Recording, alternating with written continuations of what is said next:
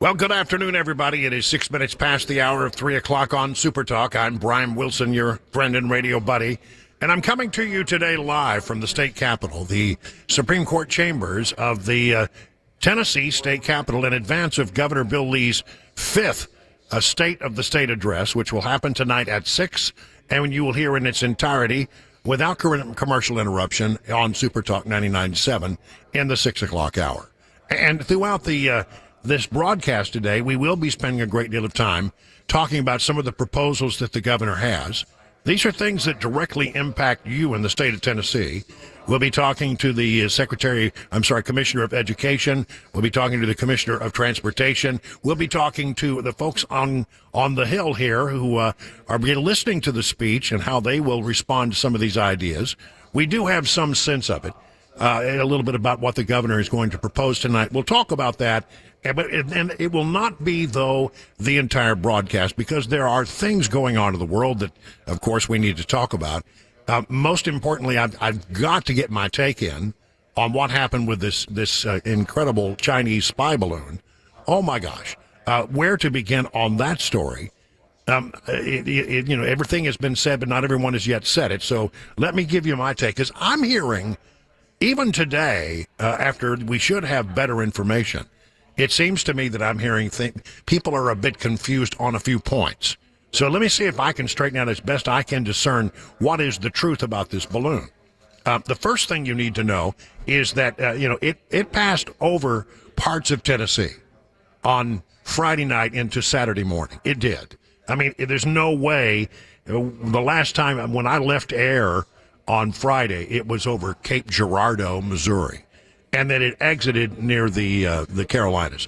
And if you track, point A to point B, it had to have come overnight on Friday night into Saturday morning. It did fly over at least a portion of the state of Tennessee. I mean, unbelievable that a Chinese spy balloon, an observation balloon designed to collect intelligence, was just drifting peacefully along over the entire width of this country. It's beyond understanding. It truly is. All right, so as you all know by now, at 2:39 East Coast time, 1:39 Middle Tennessee time, on Saturday, an F-22 out of Langley Air Force Base shot down with a missile, about $1 million worth of missile to take out that balloon. And then we've all seen the video, but people are confused about what they happen next is where I think it is. Some people believe, that it's slowly drifted to the ocean floor. Well, part of it did. The part that made up the fabric of that balloon, whether it was, I don't know if it was some kind of latex or some kind of silk, but one way or the other, that the fabric that made up the actual balloon, it drifted and drifted and drifted and eventually landed on the ocean, and I think parts of that were recovered.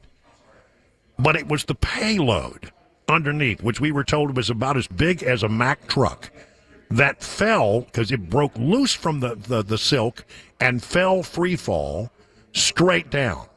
You can see it if you look at the high-def pictures of the what I now call a great example of Chinese takeout. When you look at that, you can see that the entire structure that underlied that balloon was falling separate and apart from the silk. Well, if you know anything about the law of physics, you know that there's a thing called terminal velocity, which means that it will fall at a certain point because of the pull of gravity and should reach a speed, all things being equal, of about 120 miles an hour.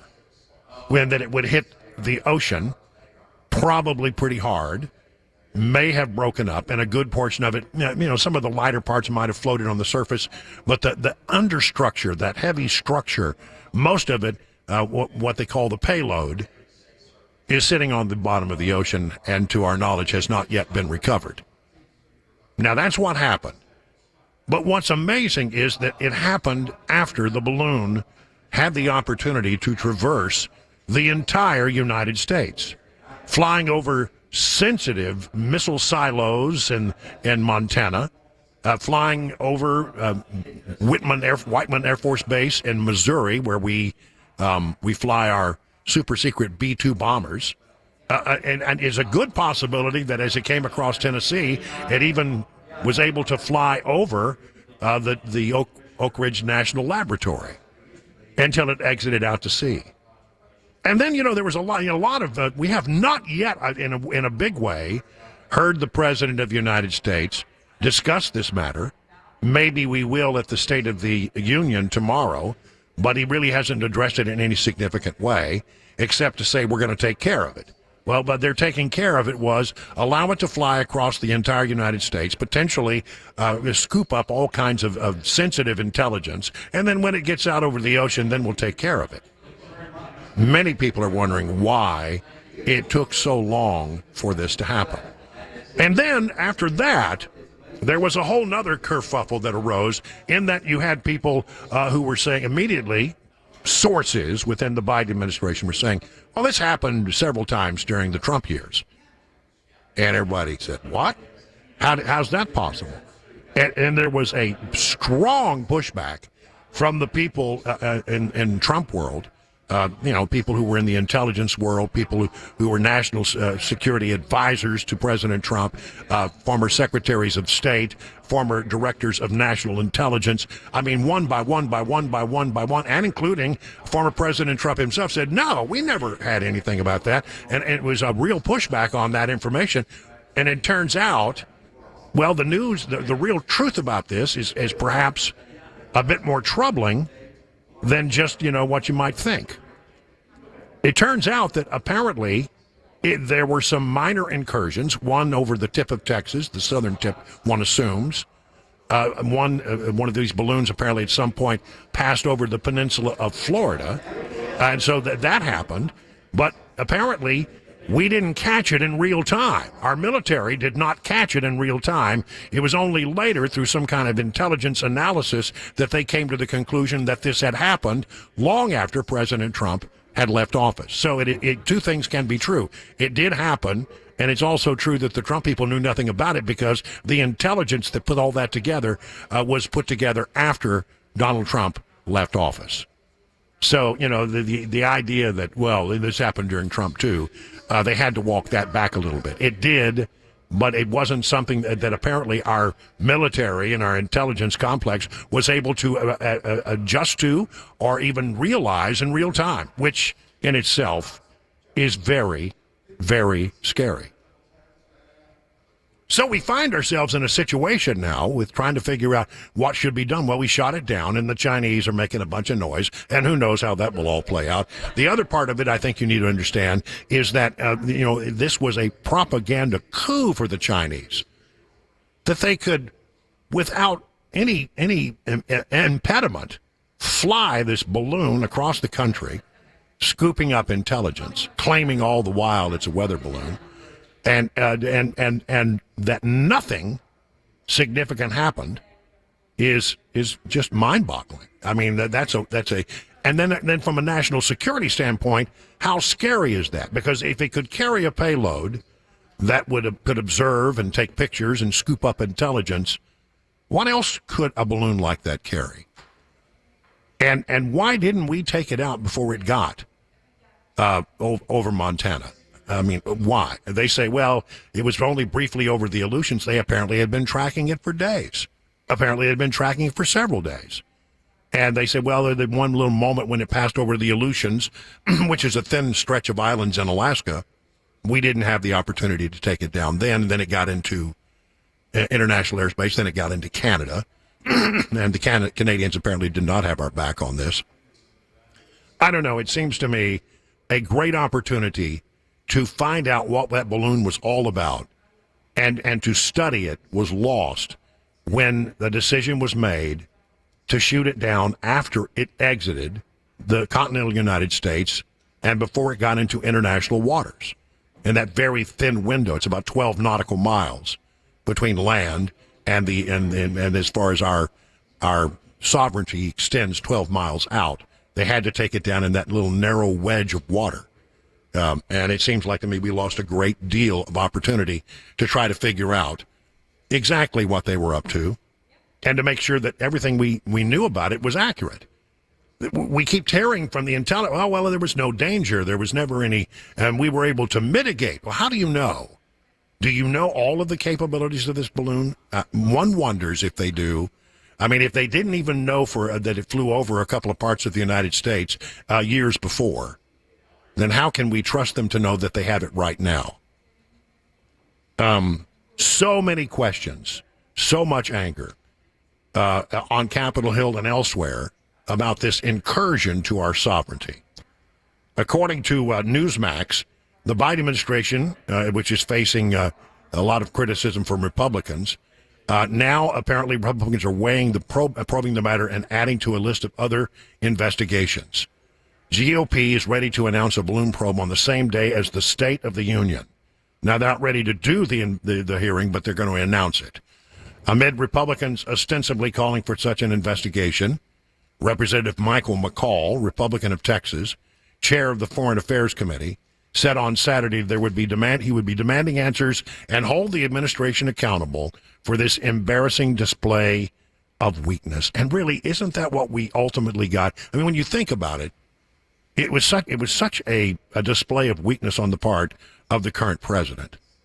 And it was a weakness that was not only noted by the Chinese, it was also noted by the Russians. It was also noted by the Iranians. It was also noted by the North Koreans. It was a lack of action that was duly noted to some of the people around this world who do not have our best interests at heart. According to, again, Axios, the U.S. was apparently first aware of this balloon's presence on January 28th. And although we hear from White House Press Secretary Karine Jean-Pierre, the president was not made aware of the balloon until Tuesday. And it seems that probably, if it hadn't been spotted by civilians, it might never have, become a story at all, which is, again, quite scary. The balloon, they say, is not a security threat, but I'm not so sure that we have the entire story yet. And here, if you want something that sort of drives you a little crazy and makes you go a little wacko, this will do it for you. From the Epic Times, amid spy balloon controversy, Biden administration approves $2.1 billion in aid package to defend Ukrainian skies. That's right. As national attention was captured by a Chinese surveillance balloon flying over the U.S., the Biden administration approved another $2.1 billion military aid package to strengthen Ukraine's air defense arsenal. We're sending billions with a B, to Ukraine to shore up their air defenses. Well, apparently ours are as porous as Swiss cheese. The package, includes $425 million in arms and equipment drawdown from U.S. stockpiles, again, taking away from our ready ability to respond, as well as $1.75 billion in Ukraine assistance. Do you walk away from this whole thing, as I do, perhaps with the impression that we really don't have our national security lined up the way it needs to be? I mean, you can incur our southern border at will, and nothing happens. You can fly over our country, an incredible incursion, and an attack against our national sovereignty, and nothing happens until it's way too late. But boy, we got a lot of money going to Ukraine, don't we? Make sure that their borders are secure. It is 20 minutes now past the hour of 3 o'clock on SuperTalk 99.7.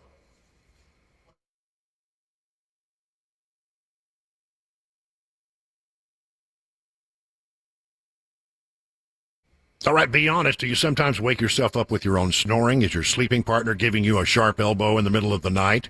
Have you been relegated to sleeping on the couch? Well, why don't we do something about it? Set up an appointment with Dr. Stephen Poss at the Sleep Apnea and TMJ Solutions Clinic, 2 locations for your convenience, one in Brentwood, one in Murfreesboro.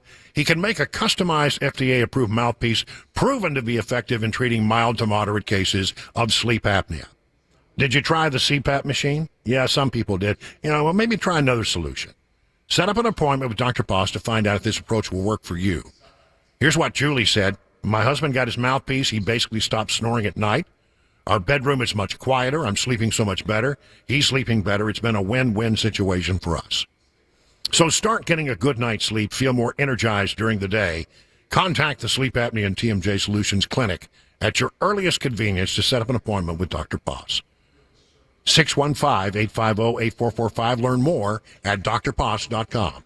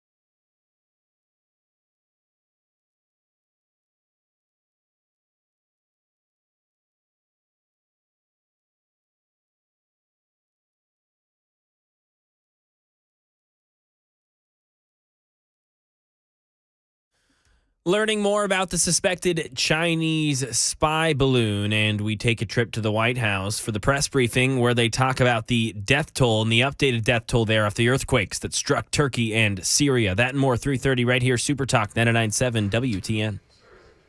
It's 3:25 on SuperTalk. I'm Brian Wilson, your friend and radio buddy, coming to you live from the Capitol.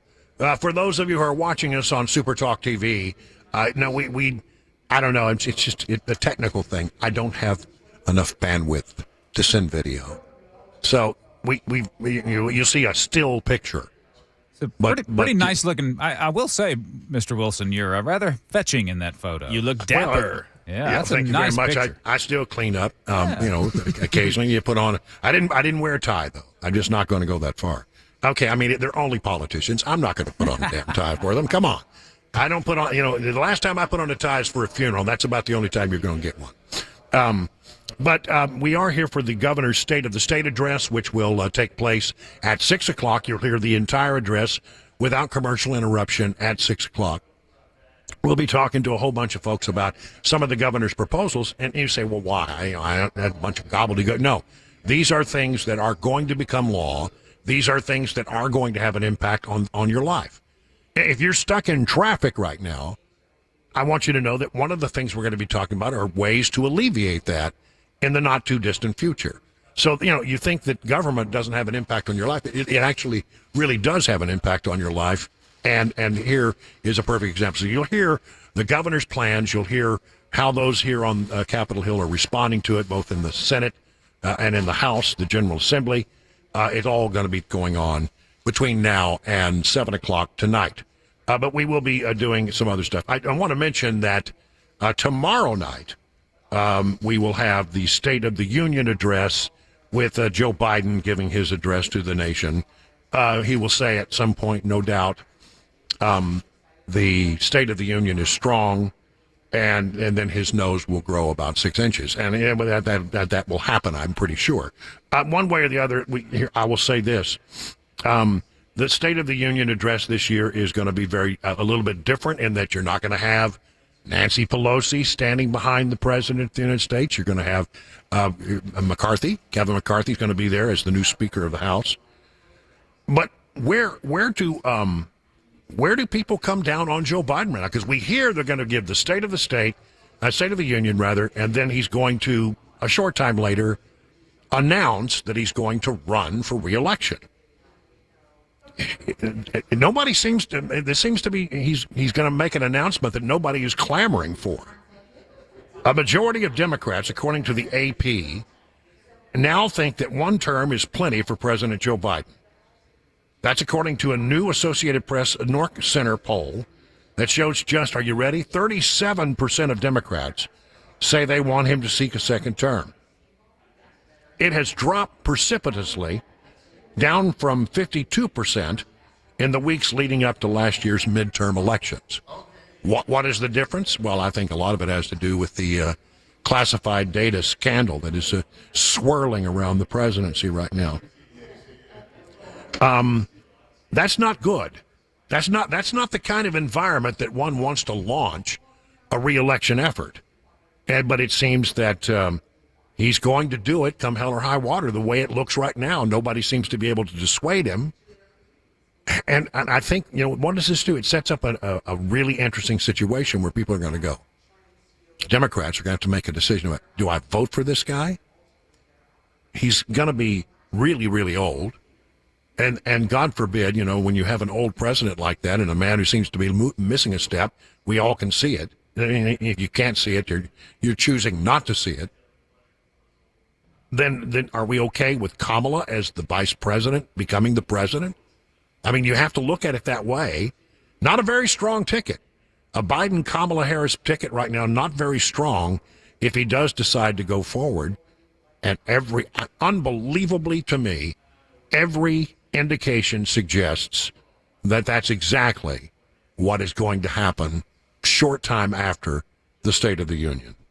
It's bizarro, it's hard to believe, but nonetheless, that apparently is going to be the case. So, again, tonight, though, we're focused on the state of the state. Tomorrow we'll have more about the State of the Union, and you'll get complete coverage on SuperTalk 99.7, whatever comes out of both. It is now 3:30 on SuperTalk 99.7 WTN.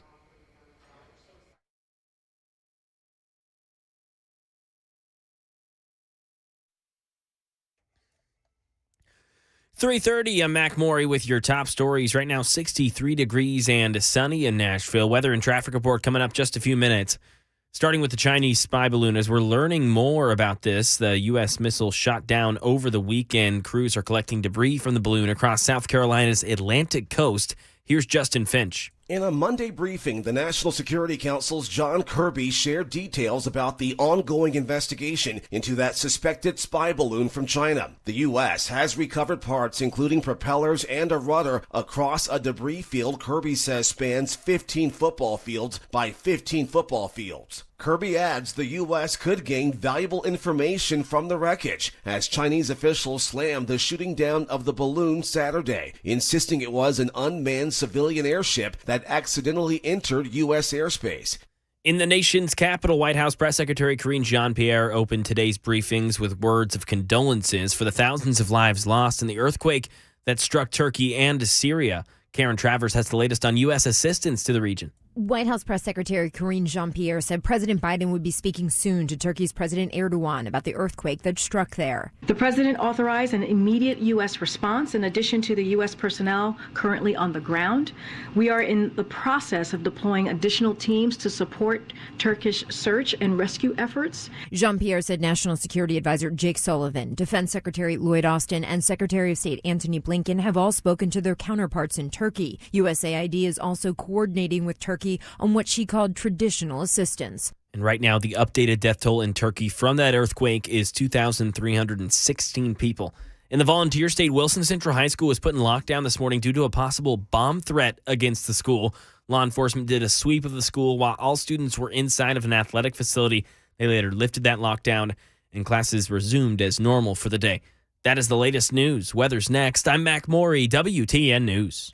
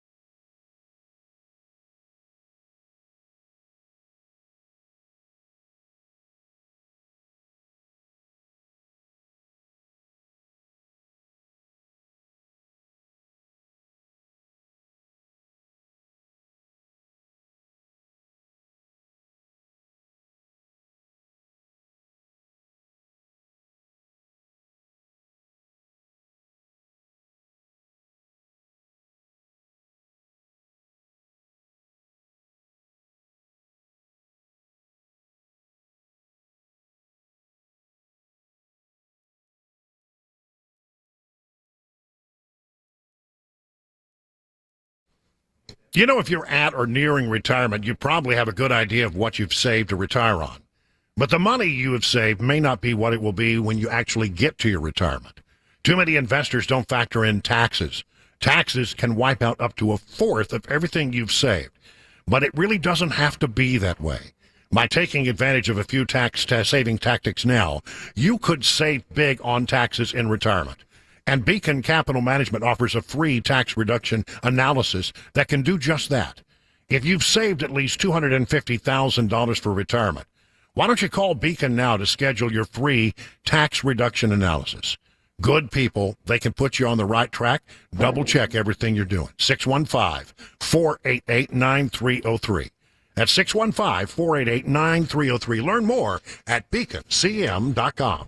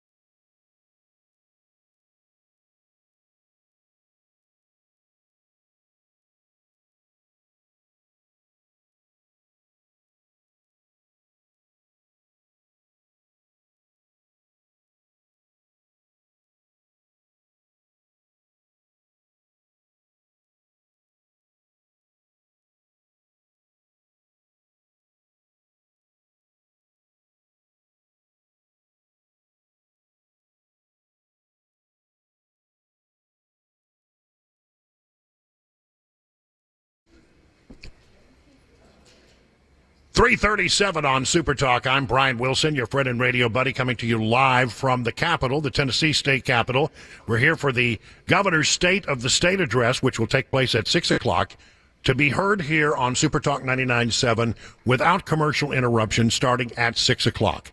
But there's so many things that he's going to talk about. He'll talk about his vision for the state, but also when you go to one of these speeches, you have to understand that he's going to be laying out proposals that can become policy, can become law, and will actually have an impact on your life. So it is sort of like our first opportunity to get a sense of some of the things that are going to be on the mind of the governor and by extension, the state legislature. Joining us, Deputy Governor and Commissioner of Transportation Butch Ely, who is going to talk about one of the main things that we hear is in the governor's speech tonight, and that is having to do with transportation. So if you're within the sound of my voice and you're stuck in traffic right now and you're wondering what the solution is, well, pay close attention. Commissioner Ely, thanks for joining us here at the Capitol. We appreciate it. Hey, it's great. It's great to be with you, Brian. This is an exciting day. I'm excited to have the governor speak tonight for the state of the state.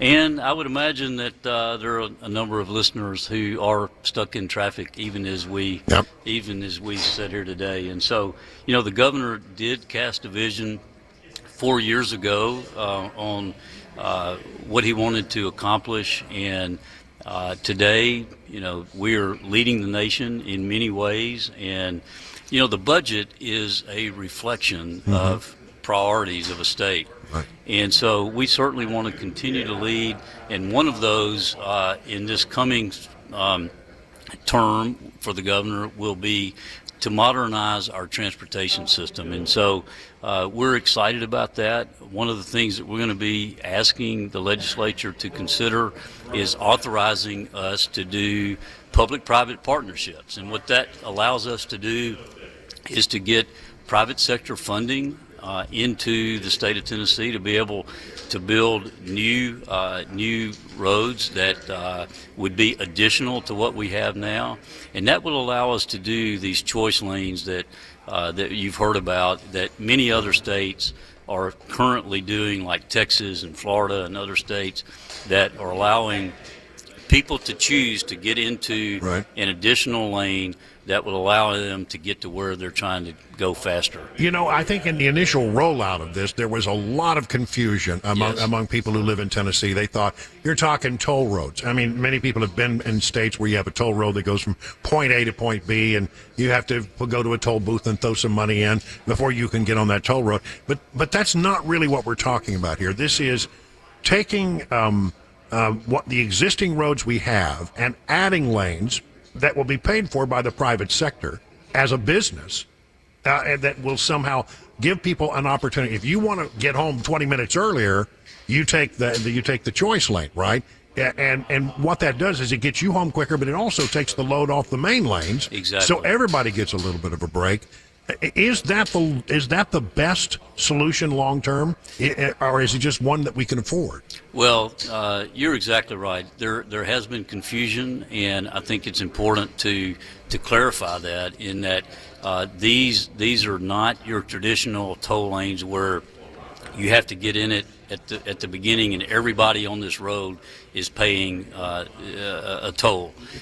This is a choice. That will be an additional lane that you get in to be able to get to where you're going faster, and people make that choice every day as part of that. And this works in other places. Have you looked at other places where it has been a successful? We've looked at a number of other places. The governor asked me to take a scan of the country, really, and see what have other states that have already been where we're headed, what have they experienced? What are the lessons learned that they have learned? And so what we have found, that the single biggest thing that all these other states have that we do not have are these public-private partnerships that allow these choice lanes to occur. And it allows everybody to participate. And as you said, it also benefits the other lanes, because as the choice lanes carry people faster, it also creates a better experience for all the other people in the other lanes. Yeah. But any other approach where, like, okay, the state of Tennessee is going to build new highways, we just, quite frankly, don't have that kind of money. Well, so we have a annual amount of money that we generate from our existing gas tax, both state and federal, and each year we're able to do a certain amount of new projects as it relates to that, but it's just not enough to keep up. We all know that we are one of the fastest growing states now. People are moving here. They want to come to Tennessee, and that's great for us in Tennessee, but we need to be able to provide the infrastructure to be able to make sure that we have access to those jobs, we have access to health care, access to education, and those kind of things. Well, and so what is the timetable on something? Let's say the legislature says, yep, go ahead, you can do the private partnerships, you can work with them and get them started.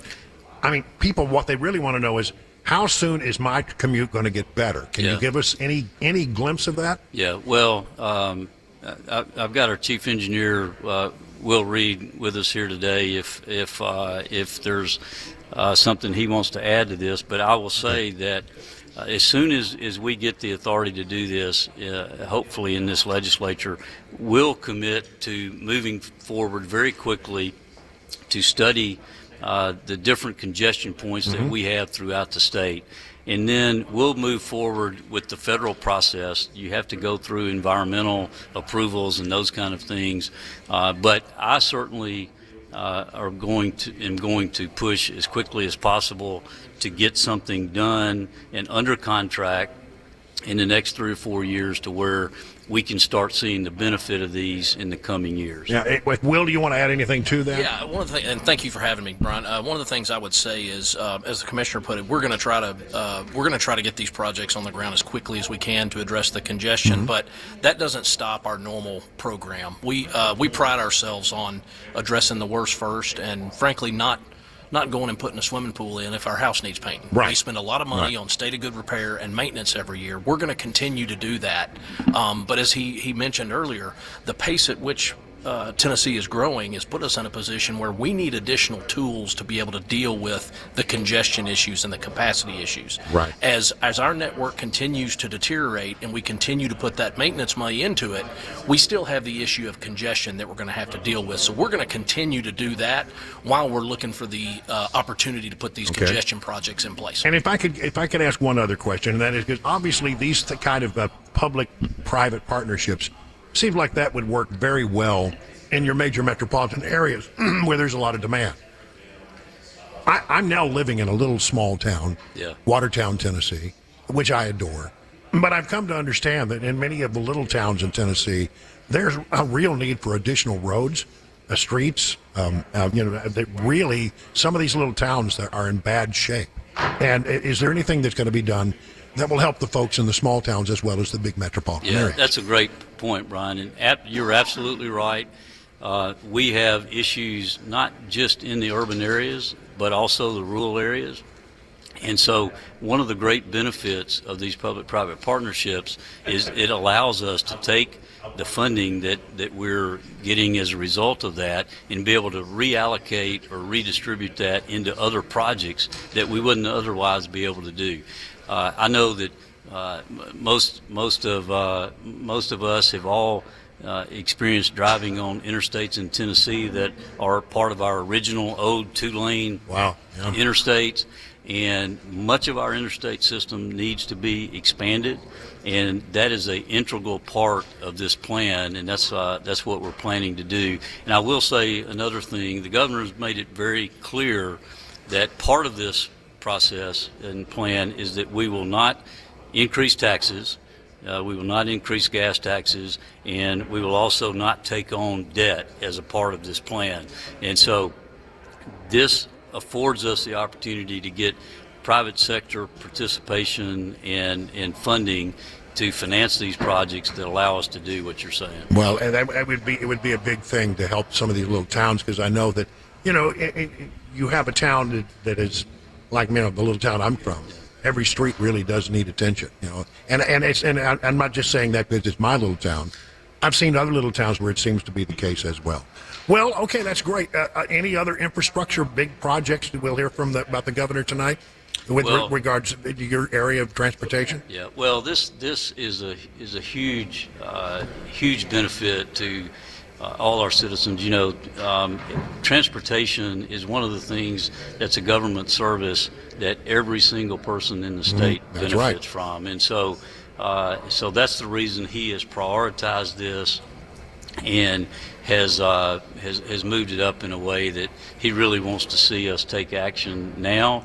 This is something that maybe he could have kicked the can down the road, but he feels like this is something that needs to be addressed now, and we want to try to get it moving as quickly as possible. But do you have any other big announcements infrastructure-wise beyond the need for roads and highways?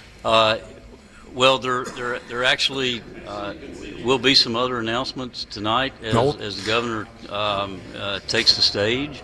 And But you don't want to scoop the gun. Well, right? one of the things that he has feels strongly about is workforce. It's a big issue in the state of Tennessee, Right. as it is throughout the country. He has been a big proponent. A year or two ago, we looked at how do we take our TCATs, our applied technologies colleges, to be able to address the backlog. I think this continues to be a big concern of his, to make sure we get our workforce trained in the way that Right. it can to continue to get and attract the jobs in Tennessee, and we'll hear more about that tonight as well. Okay, we'll be looking forward to it. Thank you so much for dropping by. Greatly appreciate you joining us here on The Drive. Yeah, appreciate being here. All right. It is now 49 minutes past the hour of 3 o'clock on SuperTalk.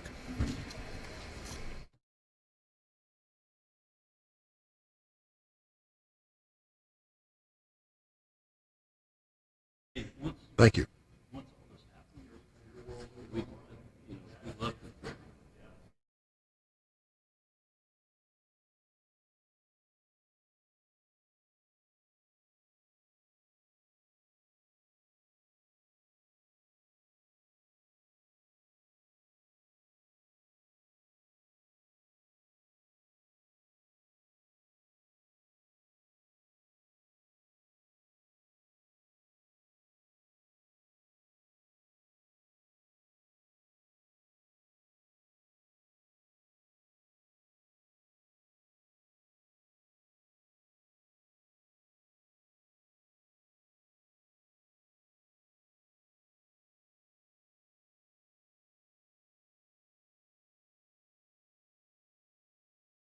All right, so, what's the situation with your air conditioning and your heating and your plumbing at your house? You need a little work?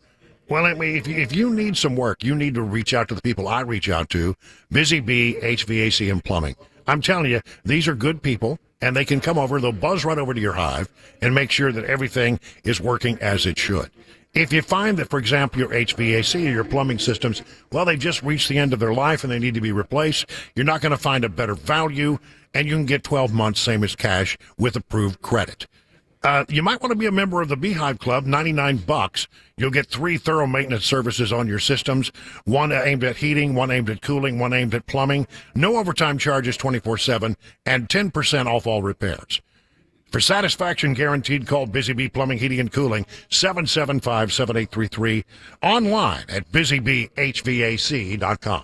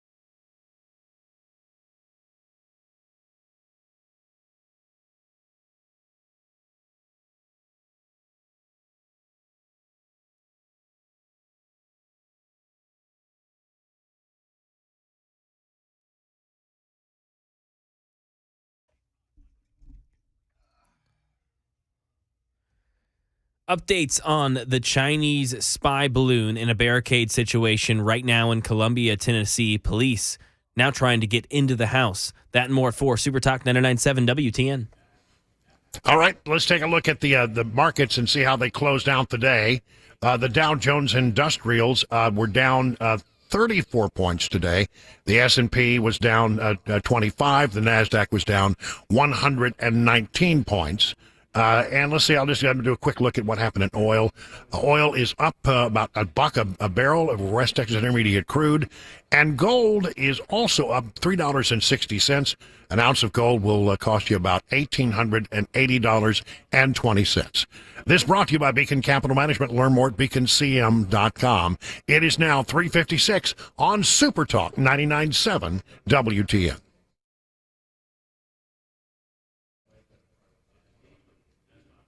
Okay, let's talk about Sylvan Health and how nutrition can really improve your life, especially if you're dealing with things like high blood pressure, diabetes, high cholesterol.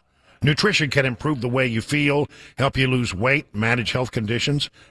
So all of these are directly related to the food that you eat, and that's where Sylvan Health comes in. Sylvan can connect you with a registered dietitian to help put together a nutrition plan for you without you having to cut out all the foods that you love. Appointments are done via video calls or over the phone. No need to travel in for big face-to-face appointments. And here is the best part. The service is covered by insurance. That's right, 90% of patients have zero out-of-pocket costs. So schedule your appointment today, 833-279-5826, or visit sylvanhealth.com. That's SYLVAN health.com, and take that first step toward looking and feeling better, utilizing the power of great nutrition.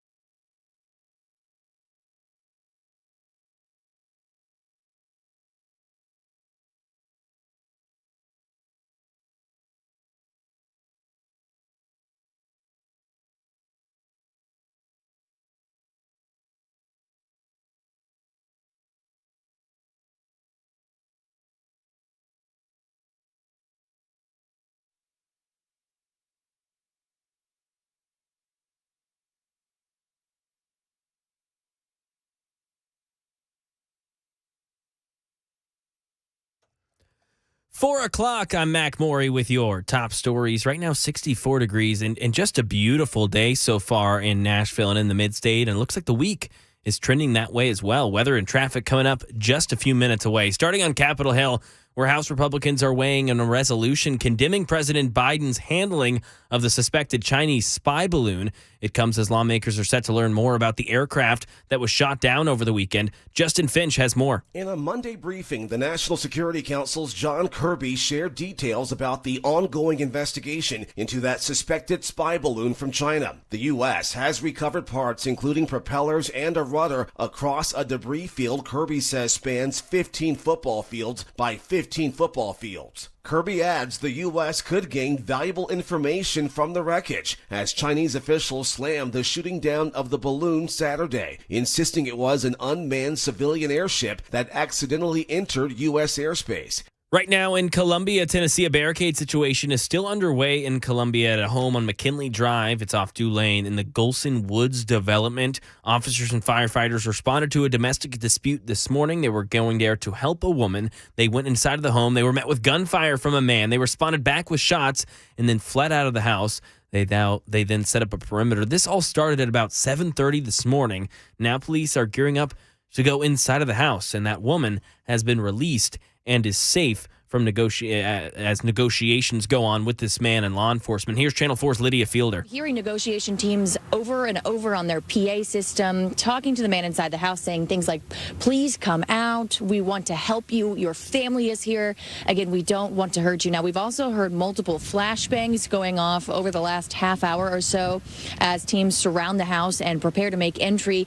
The 47-year-old man barricaded inside of the home is said to have active warrants for his arrest stemming from the domestic situation. Right now, no known injuries to anyone inside of the home or any officers. Staying in Tennessee, there's an effort to get rid of the food tax, but raise taxes on tobacco in the volunteer state. Fox 17 says lawmakers will debate bills that would shift the state sales tax on food to tobacco. So the taxes you currently pay for cigarettes would double to 8%, and the taxes on other tobacco products would go up from 6% to 17%. This bill says the effects of tobacco is costing everyone in Tennessee, even if they don't use it, through increased health insurance premiums. The bills say the average household tax burden due to smoking caused government expenditures is estimated at $1,116. And again, that goes for households that have never touched a cigarette. Ken Weaver, WTN News. And that is the latest news. Weather's next. I'm Mac Morey, WTN News.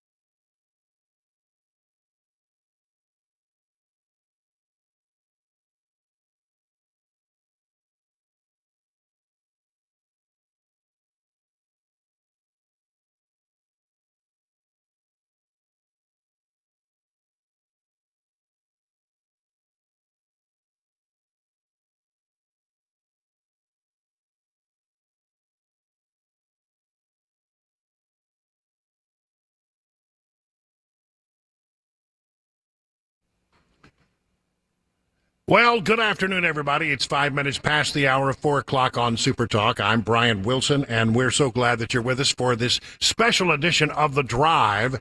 We'll drive you home, but we're all going to give you a lot of information. We are broadcasting live today from the state capitol, actually the old Supreme Court chambers inside the state capitol on the first floor. And this is the day that Governor Bill Lee will give his State of the State address. And the whole idea here is that he will speak in great detail about the things, the vision he has for the state going forward. It's also an idea where he lays out his proposals to the state legislature, much like the State of the Union, and the difference being, of course, between the state and the union and the state of the state. Republican governor, Republican supermajorities in the House and Senate here on the state level.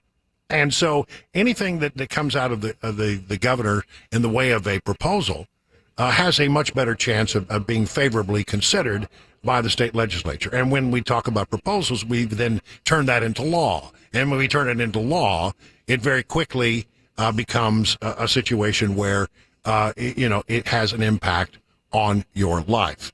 We heard from the deputy governor and the commissioner of transportation, Butch Ely, a little while ago, talking about what is going to be the biggest item, I think, on the governor's agenda, and that is trying to do something about the transportation issues in the state. Huge problem in the state of Tennessee with regard to congestion in major metropolitan areas, and they're looking for a solution in the form of a public-private partnership where the private enterprise builds the roads and then will charge you for the access to them. But the idea is, of course, that if you want to pay, you can. If you're not, you stay on the regular roads. One way or the other, it alleviates some congestion areas. Some people paying will get home a little earlier. And the more people who decide that they're going to pay and get home a little earlier, the more it has an impact on people who are in the regular free lanes as well. So that's the kind of thing that he's going to be talking about tonight in greater detail, infrastructure and trying to solve that. We are hoping at any moment to have the Commissioner of Education, Penny Schwinn, on, but she has not yet arrived here on location, so we will go to that as soon as we possibly can. So the state legislature, the speech, by the way, will be at 6 o'clock, which we will carry here on Super Talk 99.7 without delay, without interruption, no commercial interruption. For the full part, for the most part, it will take up most of the 6 o'clock hour.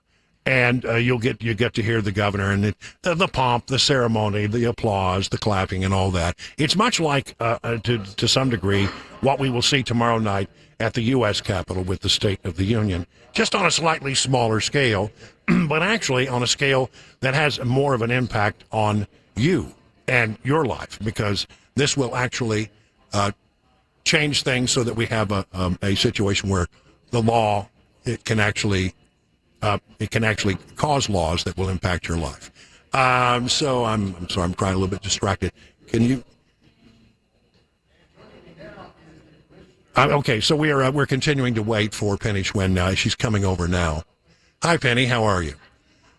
Thank you very much. I'm sorry. Penny Schwinn is the Commissioner of Education, and it's good to have you here. It's nice to be here. So much I want to talk to you about, and thanks for making yourself available to us. Right now, correct me if I'm wrong, in the state of Tennessee, we've got a situation where a bunch of third graders are going to take a test. Mm-hmm, and if those third graders don't do well on the test, they're going to have to do the third grade over or get some remedial help in the summer school, etc. I have heard in some school districts, it's been said that it may be perhaps as many as 2/3 of the third graders in certain school districts are not going to pass the test. What can we do to make that better? You know, I think that is the most important question we can be asking ourselves. We know how critical it is for students to be on grade level by third grade. All of the statistics and research show that students who are reading on grade level at third grade are more likely to graduate from high school, they have better employment later, better health outcomes, etc. And so 2 years ago when the General Assembly passed this kind of major legislation, it was really about how do we provide our students with more support. Right. And so in the law as it stands now, students will now be entitled to summer school programming and high dosage tutoring. They can retake the test again. If they have certain challenges, then they are exempted from the law. But ultimately, it is the parent's decision. So at the end, if the parent does not want their child to receive tutoring, if the parent decides that they can't do summer school for whatever reason, there is a parent appeal form to say, look, I think my child performed well based on these other metrics, or we had a family circumstance, I want my child to move forward. And that's something that ultimately is the most local of control, and that's the parent who's raising their child at home. So the parent can appeal the process. That's right. But I guess the larger question is, if 2/3 of our kids right now are not, and I hear that's a pretty reliable statistic. It is. And then how did we get in such a bad shape where our kids are simply not performing to the basic standards on math, reading, and writing? It is unacceptable, and it is a national issue. The highest performing state in our country is at 50%, just around that. So you're still at a flip of a coin in our highest performing states.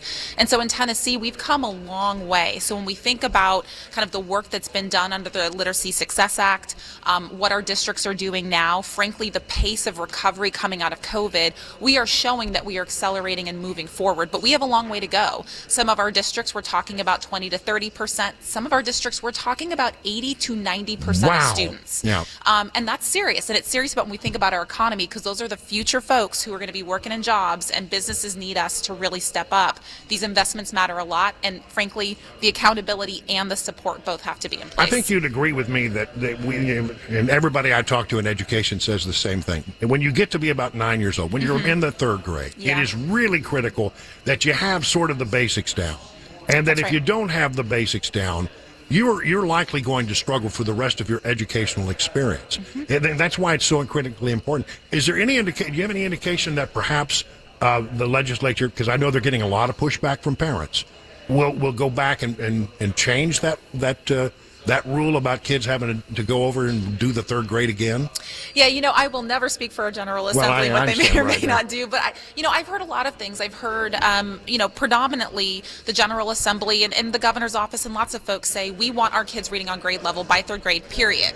And sometimes the decision making and what we have to do to ensure that happens is really tough. And so you look at states like Mississippi and Florida who have passed similar legislation. Ours provides a lot more supports. I think those states are a little bit more about retention.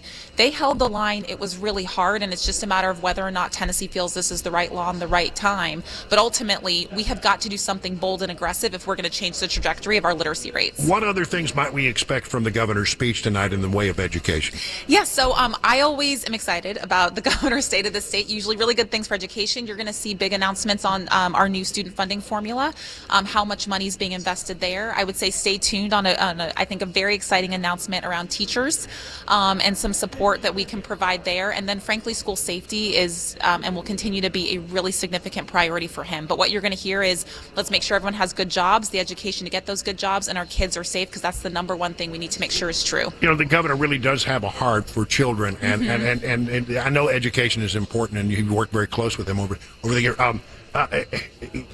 But is it something that we can actually address in relatively short order? We lost so much ground, of course, with COVID and all of that. We did. Can we make it better in short order so that we haven't lost a generation? I have to believe so. I think it is critical that we all believe so. I will say Tennessee has by far the most aggressive recovery and acceleration plan in the country, by far. We have 150,000 seats for high dosage tutoring. To give you a sense, the next state over is somewhere between 7,000 and 10,000 seats. When you think about summer school, we had the highest percentage of students attend summer school 2 years in a row. We have the most invested in things like early literacy, in math, and then certainly we had the first nationally approved apprenticeship program that makes becoming a teacher free, so we can really address that teacher shortage. So we are taking the most aggressive and bold actions in the country. I believe, based on the data that we are seeing compared to where we were in the pandemic, we have recovered and are in the process of fully recovering in math and in reading, and I believe that will happen within the next 3 years. Wow, 3 years, so in time. What are we doing for those kids that sort of got into high school and now they're I mean, they're getting ready to go to college. Yep. And I'm hearing they're just, many of them, just not ready because of the time That's right. that we lost in COVID. And that's going to be really hard because we are seeing some of those attrition rates not where we want them to be. We're seeing students, frankly, a little bit lost. That lost time really has impacted them. I think the investment that was made by the Governor and General Assembly last year on innovative school models, $500 million to reinvent middle school and high school so that we have more work-based learning. We have more relevant coursework. So students aren't just sitting in a desk looking at a teacher taking notes every day. If they want to be a welder, if they want to be a teacher, if they want to be a vet, let's get them into those jobs. Let's have them actually practice and see, build those connections, build that investment, get credits for TCATs or for four-year universities, or be able to go into a good paying job right out of high school. We have to redesign that process because kids are more invested. We see that in all of the data, and we are taking very aggressive strides to do that, and the General Assembly and Governor have backed it up with the financial investments in our schools. Our signal goes all over Middle Tennessee, but of course we're based here in Davidson County, and I'd like to know a little bit about where they are right now. Have they made the corrections? Because I mean, there was much need for improvement there. I think you would agree. You know, I think there's a lot of room for improvement. I think, and I would hear that from the district, right? Like, we want all of our students to be successful, on track, and on grade level. What I'm really excited about is the high dosage tutoring. It's the commitment to literacy and high quality instructional materials in the classroom. I think what we have seen from Metro Nashville is participation in a lot of the kind of opportunities we provide as a department, and we continue to have really good, honest conversations with them about where we're going, and I'm excited about some of the innovative school model work they're doing. All right, well, I have promised to release you because I know there are many other people who want to talk. It's my favorite topic. Yeah, I know. Well, I know, and thank you so much for dropping by. Of course, I appreciate That's it. Penny Schwen, the Commissioner of Education in the Lee administration. Thank you very much. Thank you. All right, it's 17 minutes now past the hour of 4 o'clock on SuperTalk 99.7. Having to be a little bit fluid here today because we are in that process right now where we're in a big media center, and you may hear, well, those TV people, they're very loud, and they're making a lot of noise over there. But everybody's doing interviews and everything in advance. We're all sort of in this what was once the Supreme Court chambers here in the original Capitol building. And it's a small little room. Surprising, I can't imagine having many people coming in and listening to arguments in the Supreme Court in a room quite this size. But nonetheless, that's what's happening. So there we have it, ladies and gentlemen. I'm going to take a break now. It is now 17 minutes past the hour of 4 o'clock on SuperTalk 99.7.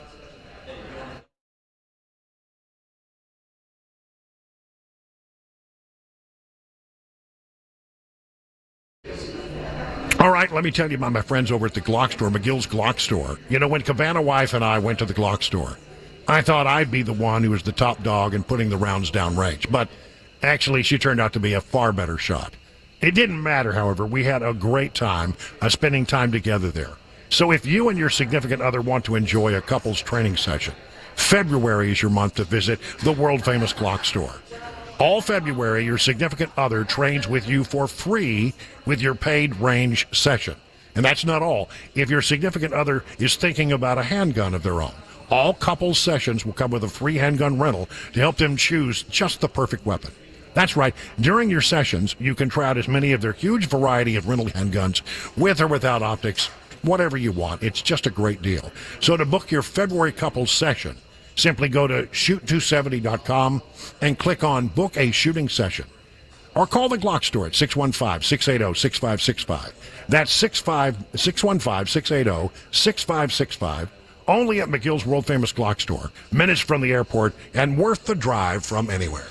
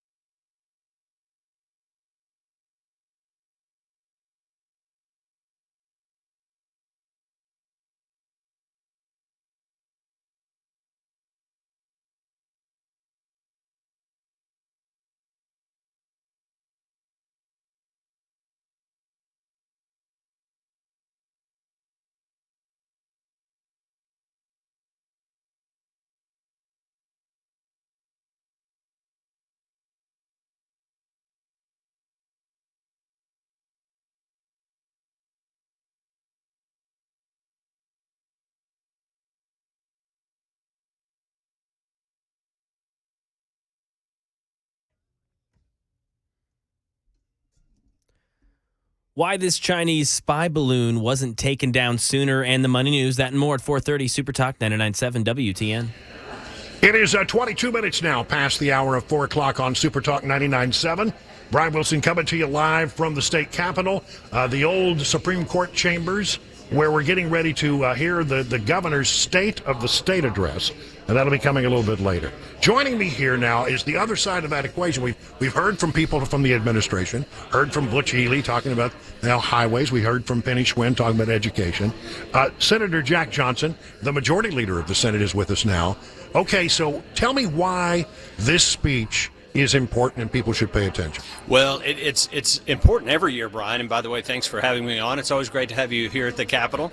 I think the governor's State of the State, just as the president's State of the Union, is important. What I've found in my time in the Senate, I've found that the governor, and I've served now, this is my third governor with whom I've served, they go into a lot more specificity about what they would like to see accomplished. And so for the folks listening tonight, I think you're going to hear some very specific proposals from the governor. I was listening to you earlier, and you were talking about these are things that are going to impact people's lives. Yeah. And I always say the government closer to you can have a lot more effect on your life. Well, it really does, yeah. Whether it's state or your city or your county.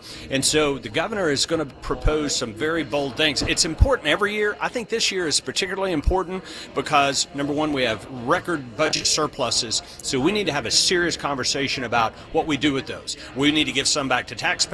We need to make some proper investments. Whoa. You just caught my attention. Tell me a little bit more about that. How might that happen? Well, it's a good position to be in. We are truly, I think, proving year after year in Tennessee that the more you cut taxes, the more money you have. And so we've cut taxes every year for the last 10 years, and our revenue just continues to go up because it strengthens the economy. Right. And this year will be no different. I think, and I've seen a preview, and it's embargoed, so I can't go into too much specificity, but you're going to see the governor tonight propose some significant tax breaks for both the people of Tennessee and businesses in the state of Tennessee, because we want to continue to be a place where people want to come and do business. Well, we don't have a state income tax, so it's got to be some other kind of give back, perhaps?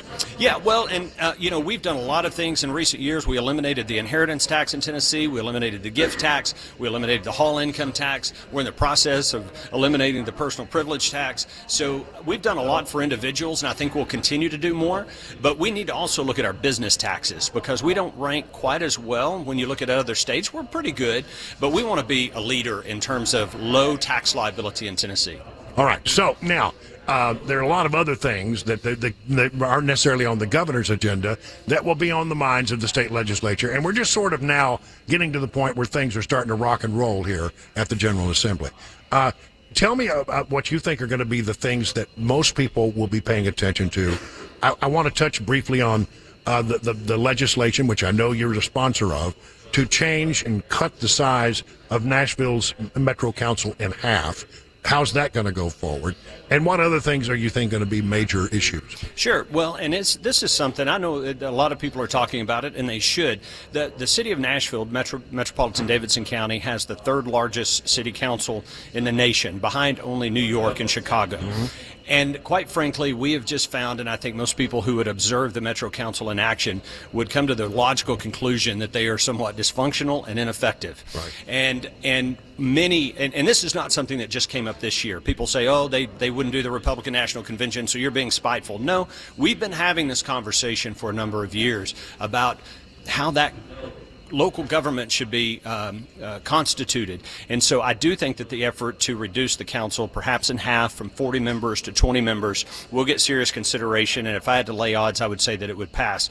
I've sponsored a couple of bills. I know you've talked about them relative to transgender surgeries on minors. Right. That legislation is moving forward. I have a bill on the floor tonight that deals with explicitly sexually graphic entertainment in front of kids. I don't think we'll take it up tonight because we have a truncated session because of the state of the state. Uh-huh. But so we're going to advance those bills. And then there's just a whole smattering of other things that members have filed that I think will be interesting. Yeah, the council thing, I mean, I can come in and tell you, it looks to me to be very dysfunctional.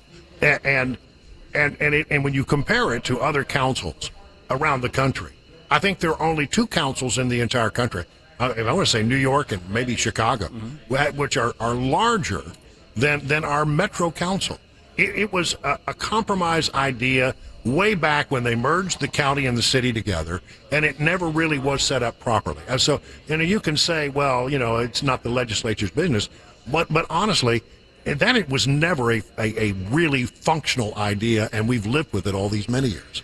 We have, and I would take issue with those who say it's not any of the General Assembly's business. I point out, people try to draw a line of hypocrisy saying we don't like the federal government telling states what to do, and I certainly agree with that. I believe in the 10th Amendment and state sovereignty.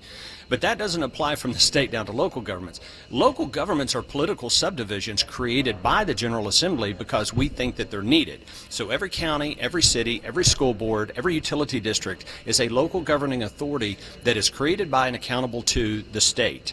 And when we have one, keep in mind, on at least 2 occasions, the comptroller has had to threaten to take over the budget of the city of Nashville. Yeah. So we're not making this up. And it's one of our largest cities. I think it is now the largest city in the state. It's our capital city. A lot of good things going on in Nashville, but we have to have a functioning local government that will work with the state, and we do not have that now. And now everybody's saying there's going to be a lawsuit. Do you care?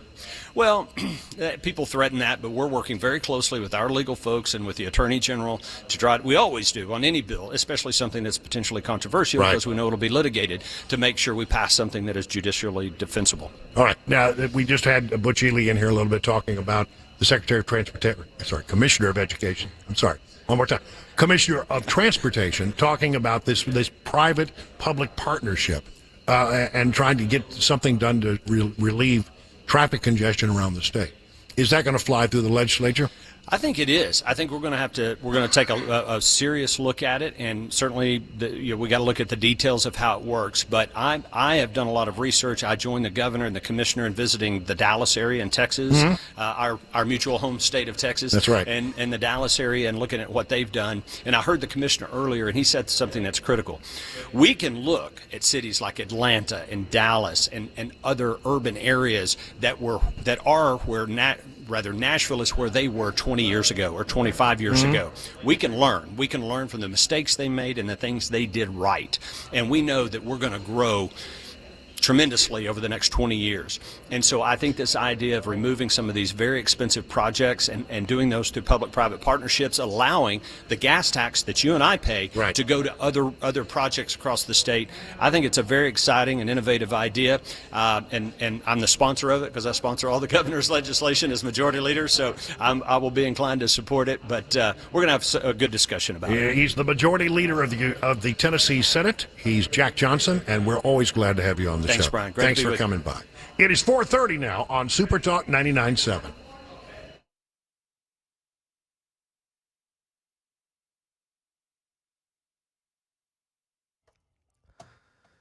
"30 minutes after the hour of 4 o'clock, I'm Mac Morey with your top stories. Right now, 63 degrees in Nashville. It looks like this week it's going to stay right around there, 50s and 60s, sunny, maybe a little bit of rain later on this week on Wednesday. But for the most part, a nice weather week in Tennessee. Weather and traffic coming up just a few minutes. Top U.S. military commanders are explaining their reasoning for not shooting down that Chinese spy balloon sooner. Here's Alex Stone. Asked about why the balloon wasn't shot down when it was detected moving toward Alaska, General Glenn Van Herk, commander of NORAD, telling reporters he assessed it was not a physical military threat to the United States. I could not take immediate action because it was not demonstrating hostile act or hostile intent. He said they weighed that we could learn more from the balloon than China could learn from using it, and that secret measures were taken so China could not utilize the intelligence gathering on the balloon.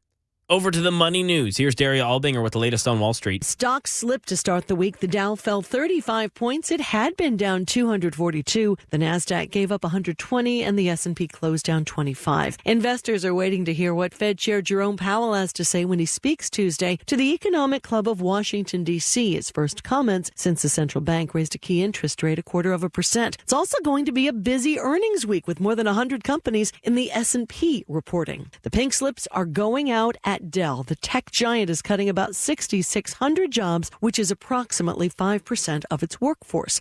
Dell says the reductions are necessary to stay ahead of eroding market conditions, with profits down over the last 2 quarters. The hottest ticket in town for advertisers is officially sold out. Fox says all the spots for Sunday's Super Bowl 57 are taken, and some of the 30-second commercials sold for more than $7 million. And that is the latest news. Weather's next. I'm Mac Maury, WTN News.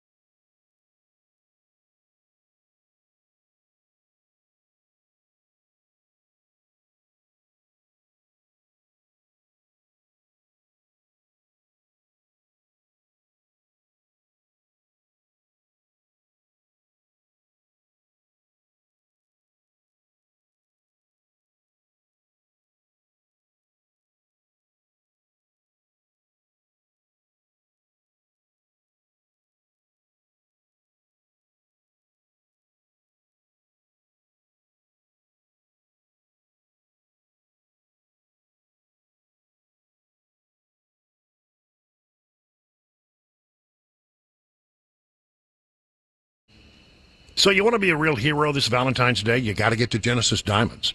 Genesis Diamonds makes it easy with the total romance package. It's the jewelry, the flowers, the candy, and the dinner out. All key ingredients for a memorable Valentine's celebration. And here's how it works.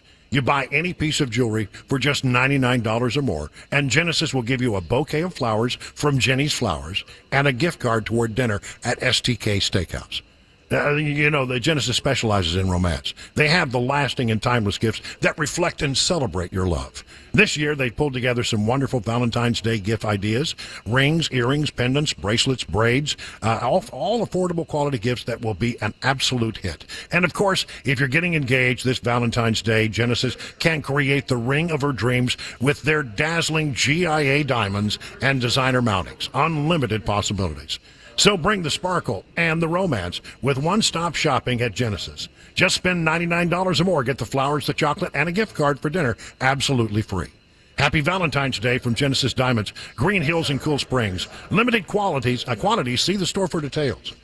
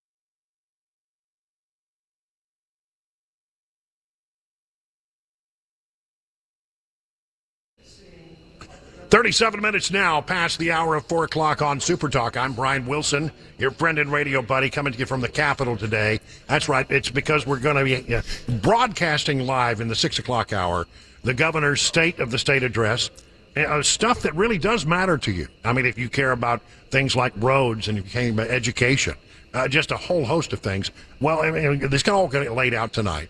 And then the question is, the governor proposes, but the legislature disposes. That's the way it always works, because nothing happens unless they sign off on it. How will they react to some of these things?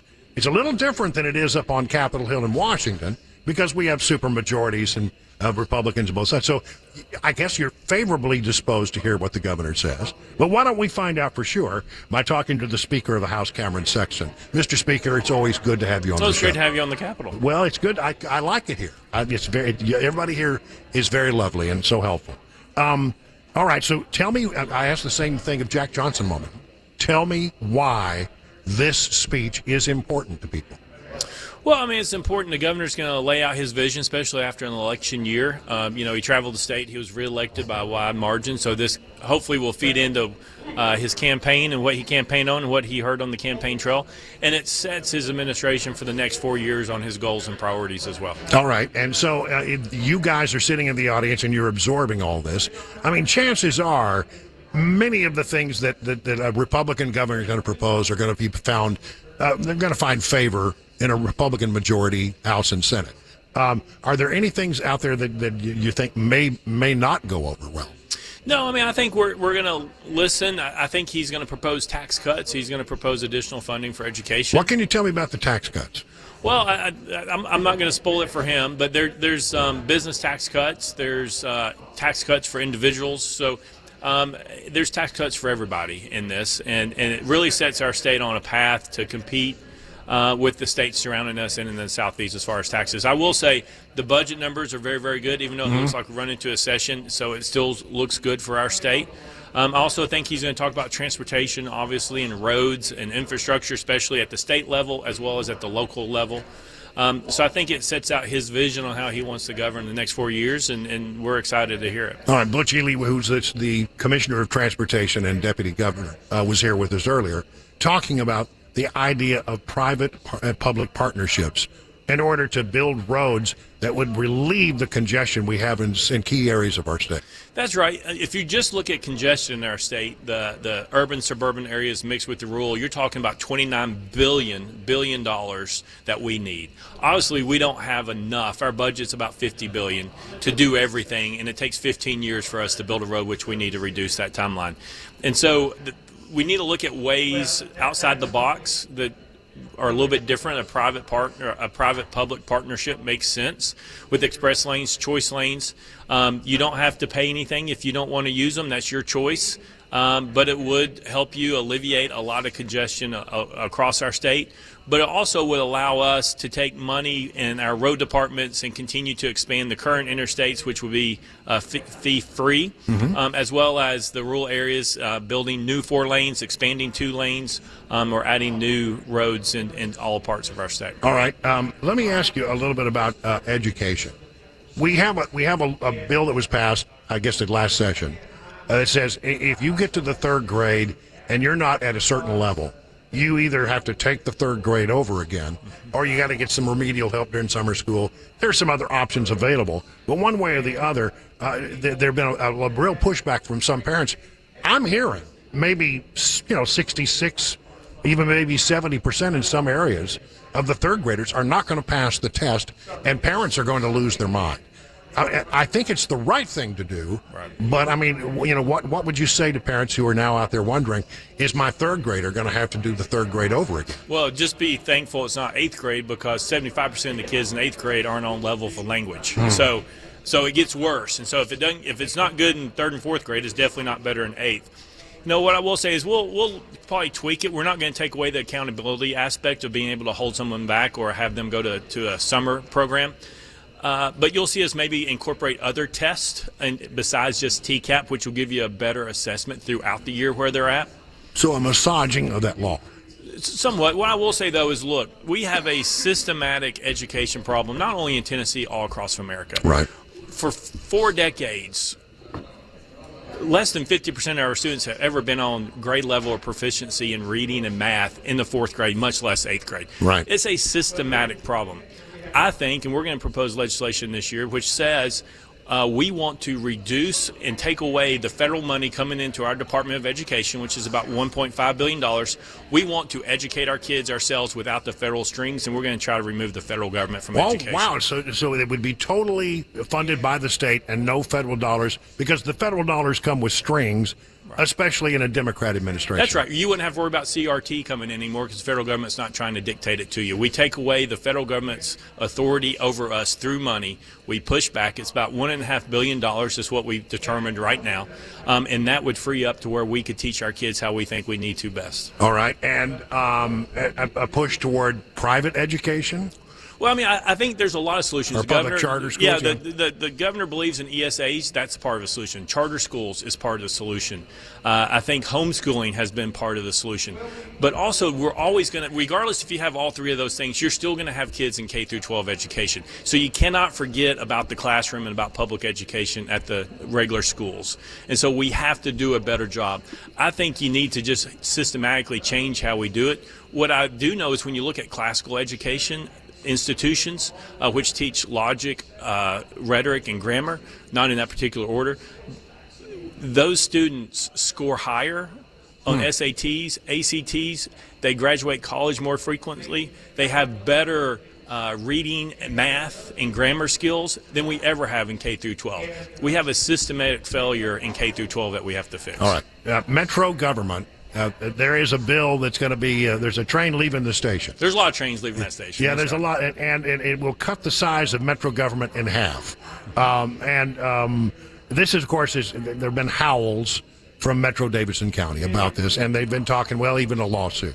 That's going to happen, though, isn't it? That bill is going to be passed by the House, going to be passed by the Senate, signed into law by the governor, and then there may be lawsuits. There will be some reduction in Metro Council. You know, I know the law director is saying that if you reduce it to 20, you're going to cause chaos. It's the first time I ever heard that you'll have chaos when you have less people. Right. I usually thought chaos was when you have additional people. Exactly. Right. So I don't understand the argument. They're going to sue us on everything, which is fine. That's why we're working with the AG's office. That's one thing that's happening here. There's a bunch of others. You know, the convention center is another thing.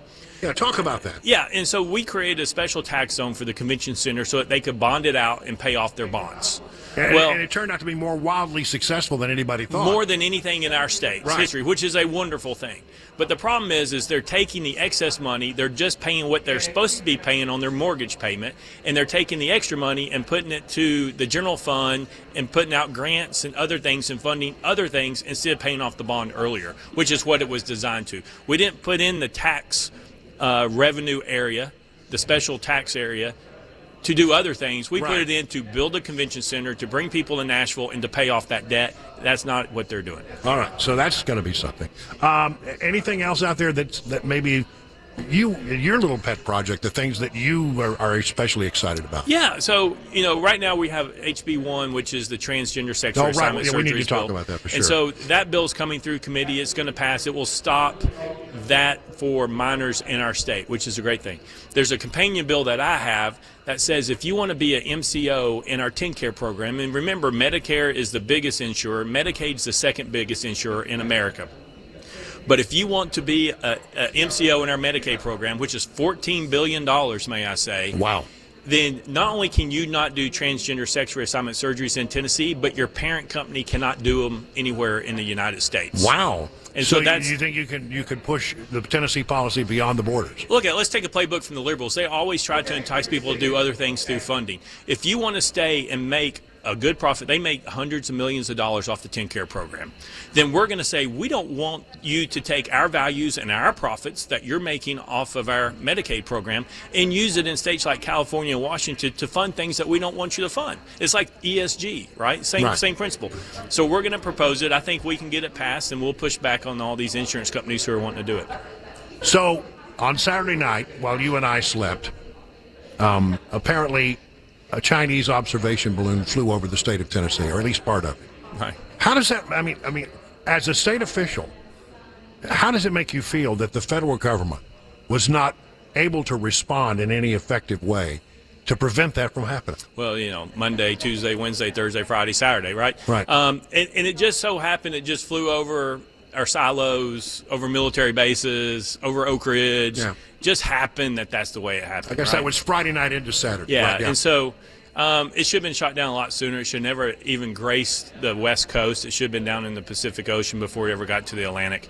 It's just a failure of the administration and not doing something that they should have done sooner, which is the story of the last 2 years. All right, so the big speech tonight at 6 o'clock, and it sounds like it's going to be. I mean, I'm really intrigued to find out more about the so-called tax cuts. Yeah. It'll be good. You'll like it. So that's a little tease That's for right. people who want to. I mean, we don't have a state income tax, Right. so it's going to have to be other kinds of taxes. And would you consider just to push a little bit? Would it be fees, perhaps? No, it would be actually taxes, taxes. That you pay. Well, I'm all in favor of that. All right. The Speaker of the House, Cameron Sexton, always a pleasure. Thank you you so much very for much. joining us. We appreciate it. It is now 48 minutes past the hour of 4 o'clock on SuperTalk 99.7.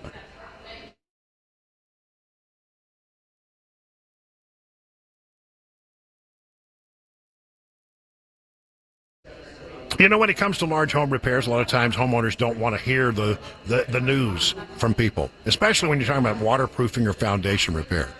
I mean, it's true. It could be something big that needs to be fixed.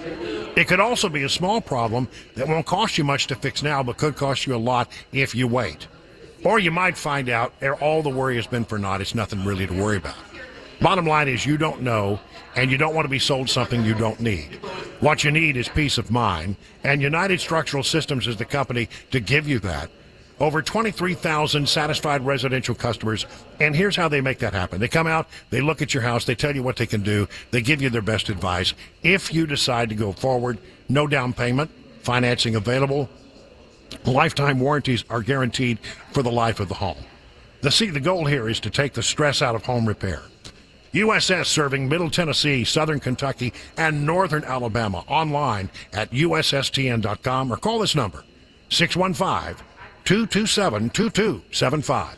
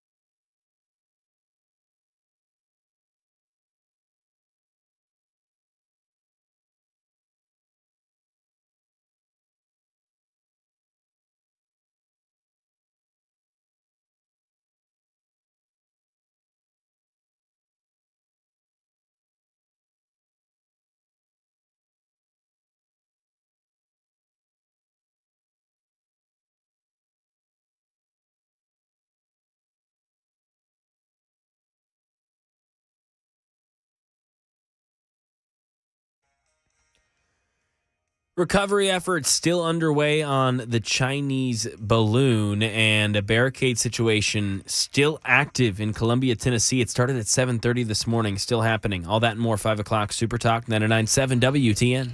It's 55 minutes now past the hour of 4 o'clock on Super Talk 99.7. Brian Wilson from the Capitol. You may notice we're not in our regular studio. You may hear a little background noise. A little ambient noise because we're in the old Supreme Court chambers up on Capitol Hill, where the media have gathered in advance of the governor's State of the State address scheduled for 6 o'clock tonight, which we will carry in its entirety. So, I mean, what are we hearing? Let me just sort of recap, because we've talked to a lot of people here over the course of the 4 o'clock hour and the 3 o'clock hour. So, where are we? Well, it looks like we're going to be talking a lot tonight about public and private partnerships to build new roads in the state of Tennessee, so-called choice lanes. There are going to be some educational proposals, but I think the scoop that we've picked up here, the buzz in this building right now, is that the governor will also be talking about, in some form, it's not been quite made clear to us exactly what form that will take, but we are talking about the possibility of tax cuts. And, since we don't have a state income tax, it'll be interesting to see what kind of taxes they're thinking about. The idea being that we've got a good budget surplus, and maybe we ought to do a little something to give back to the voters and to the citizens of Tennessee in the form of some kind of tax cut. So that'll be something that we'll be listening for when the when the governor gives his speech in the 6 o'clock hour. Now, in the next hour, we're going to revamp go over some of the news of the day that is not related to what's happening here on Capitol Hill. We're going to be talking about the balloon, and boy, did Karine step in it again today and trying to explain that mess. We'll get all that coming up in the next hour right here on Super Talk 99.7 WTN.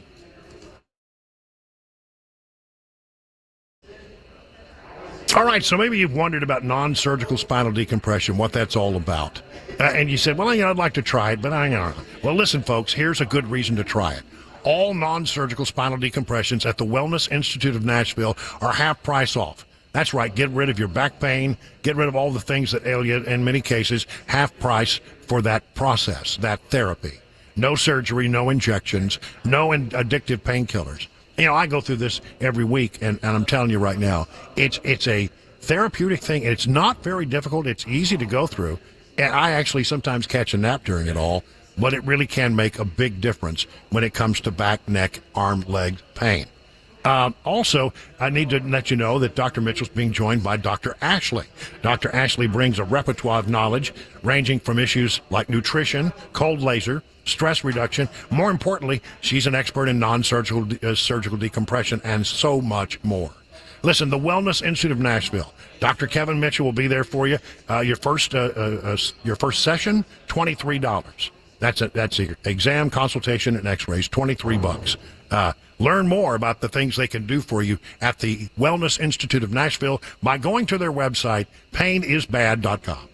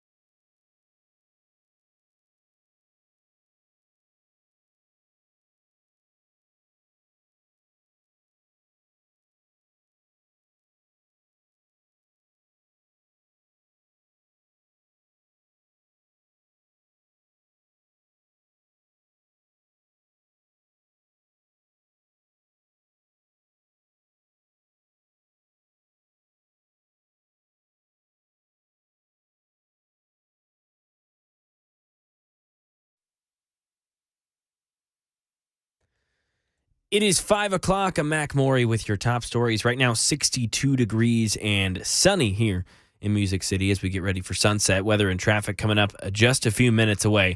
We'll start with the Chinese spy balloon as recovery efforts are still underway off the coast of Myrtle Beach, South Carolina, for the payload of the Chinese balloon that the U.S. military shot down over the weekend. The balloon was hovering over the continental U.S. for days. Officials say they wanted to wait until it was over water so that the debris wouldn't rain down on people on the ground. Karen Travers has the latest from President Biden, who spoke briefly about the balloon after he got back from the White House this evening. President Biden was asked Monday if he decided to shoot down the suspected Chinese spy balloon only when it became known to the public. Oh, no, it was always my position. Once it came over into the United States from Canada, I told the Defense Department wanted to shoot it down as soon as it was appropriate. The president said defense officials concluded it should not be shot down over land. It was not a serious threat, and we should wait till it got across the water. Right now in Tennessee, we've been monitoring a barricade situation till around 7:30 this morning in Columbia, Tennessee, at a home on McKinley Drive off of Dew Lane in the Golson Woods development. Now, the man inside of that home that law enforcement was negotiating with all day has just been reported is dead. That's just in from Channel 4. We'll keep you updated with more on SuperTalk. Now, just to clarify what happened here, officers and firefighters responded to a domestic dispute this morning. They got a call from a woman. They came to the house, and then they were met with gunfire inside of the home from this now deceased man. They responded back with shots. Then they fled out of the house. They set up a perimeter for hours. Again, around 7:30 this morning is when this all happened. The woman was released and is safe, and this 47-year-old man is now just reported as dead. He had active warrants for his arrest stemming from a domestic situation, and there are no other injuries to any of the other officers or anyone else that was inside the home.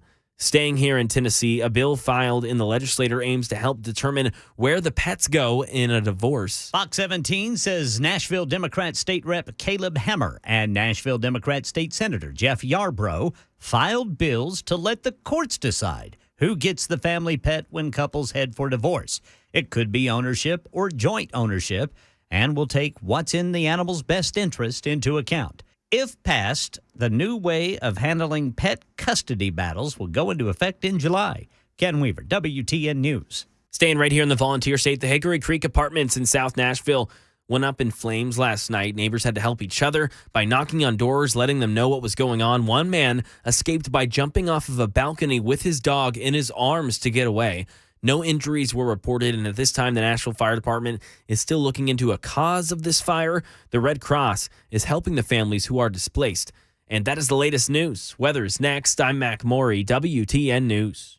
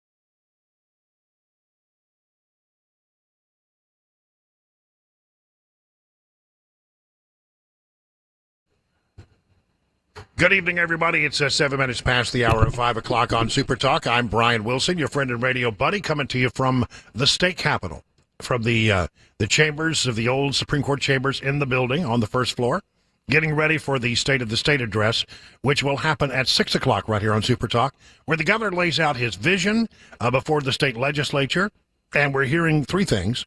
The talk about building more roads using these private and public partnerships to help relieve congestion in some areas, get that going.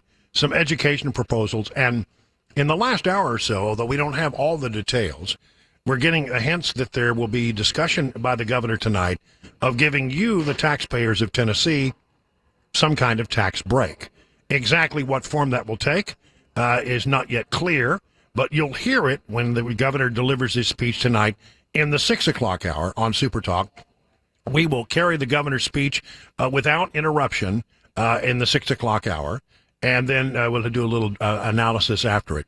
And while we have so much going on with regard to the state of the state, and we'll talk a little bit about the State of the Union, which is scheduled for tomorrow, I just want to make sure that we have a moment or two to talk about that other thing that just sort of happened over the weekend, you know, where the United States sent an F-22 to shoot down a Chinese spy balloon after it had transited basically the entire continental United States. So much is being said about this, but not everyone has yet said it. So let me just kind of go through and tell you my thoughts on all this.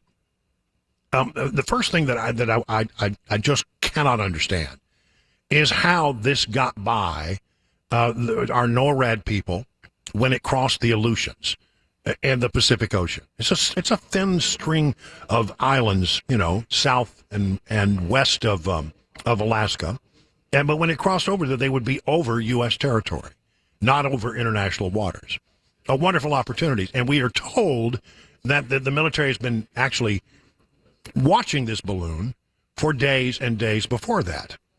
So why was a decision made not to take it? In fact, we probably would not have heard a thing about it had it not been discovered by some enterprising reporters in Montana who happened to get pictures of it. And when asked, the administration did confirm that, yes, there was a Chinese spy balloon flying across the country. It went over missile silos in the Dakotas. It went over a B-2 base in Missouri. And on Friday night leading into Saturday morning, it flew over a portion of the state of Tennessee while you were sleeping. May have gone right over the Oak Ridge National Laboratory, a very sensitive installation. It was on Saturday that it was spotted in the Carolinas. My apologies. Spotted in the Carolinas as it was exiting the coast. An F-22 from Langley Air Force Base went up and fired about $350,000 missile and took the thing out of the sky. It was an example of Chinese takeout at its best, I suppose.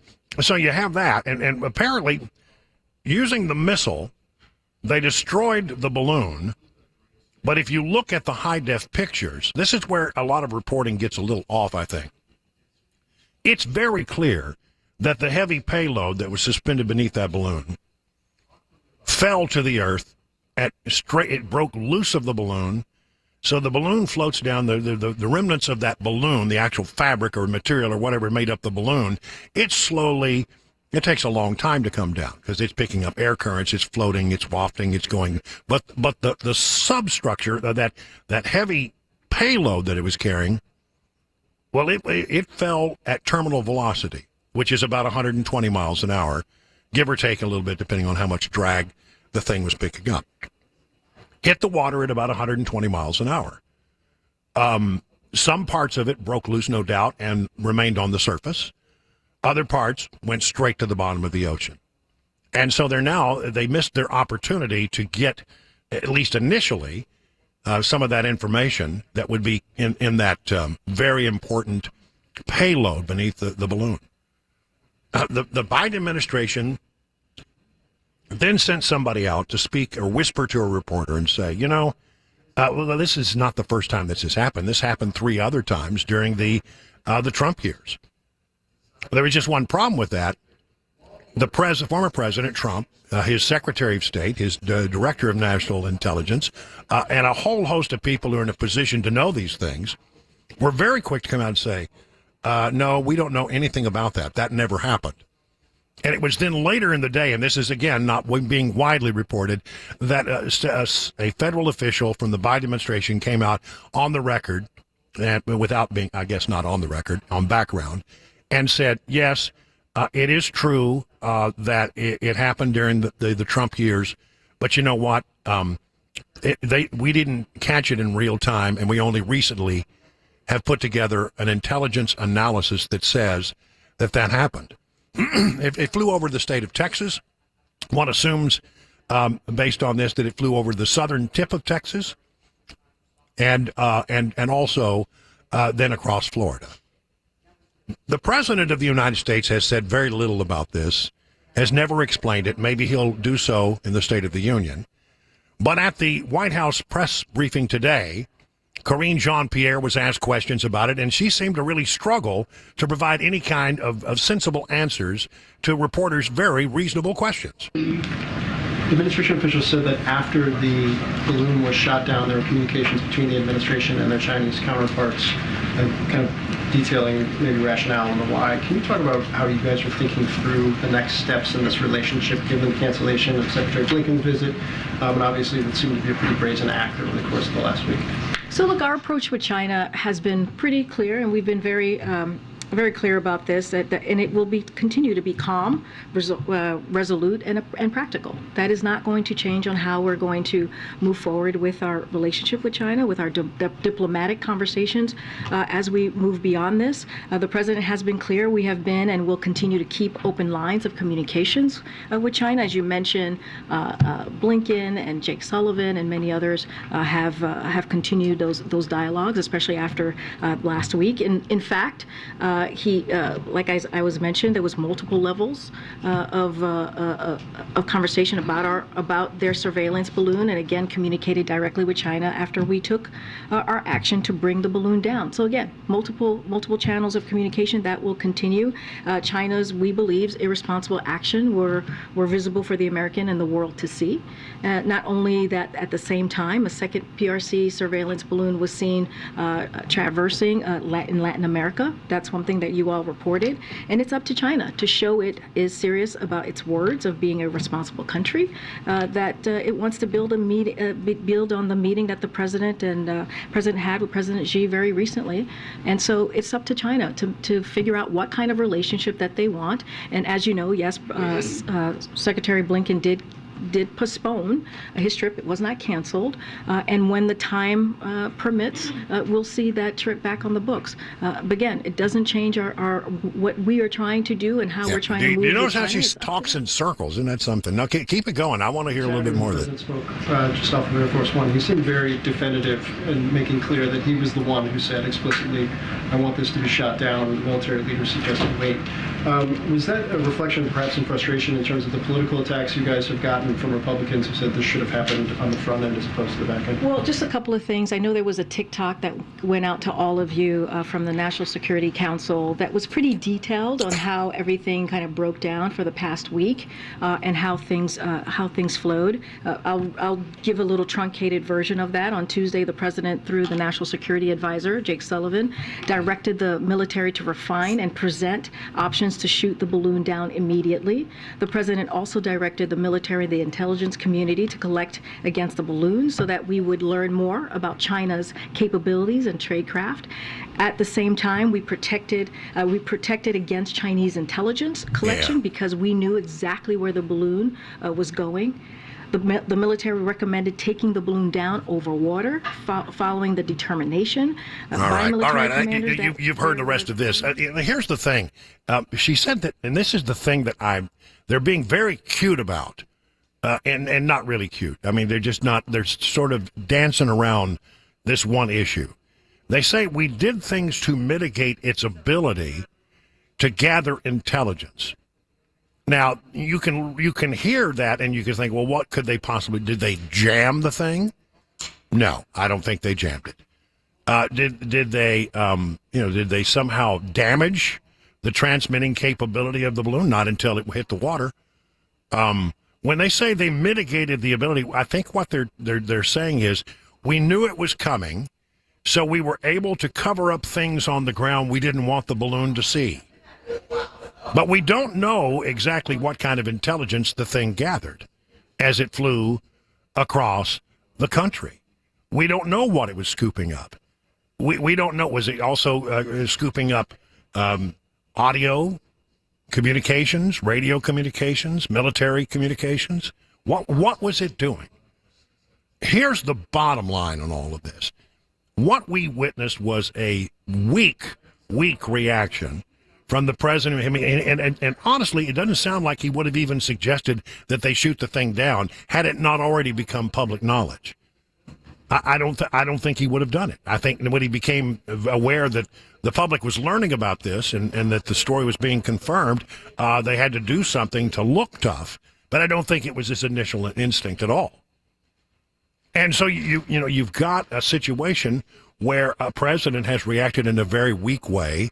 The Chinese have had more fun with this than you can shake a stick at. They are just loving every minute of this, and it's a real propaganda coup for them. And so, the thing you need to understand is that it's not only the Chinese who were watching to see what our reaction would be and to see the weak response and to note it. It was also our other enemies on the world stage, the Russians, the Iranians, the North Koreans. They understood, they came to understand, again, once they demonstrated, as we've all seen in the past, a president who will respond in a weak way, not wanting to stir the waters. It's always his instinct. There's an old saying among some in Washington, if you want to decide what is the right foreign policy direction to go, just do the opposite of whatever Joe Biden suggests, because he's never right. He never got it right. Even during the Obama years, he would give the worst advice to Obama. Sometimes he was the only guy in the room who said we shouldn't go after Osama bin Laden. So we've got a horrible situation with this balloon that we don't know what it scooped up. We don't know what was transmitted back to China.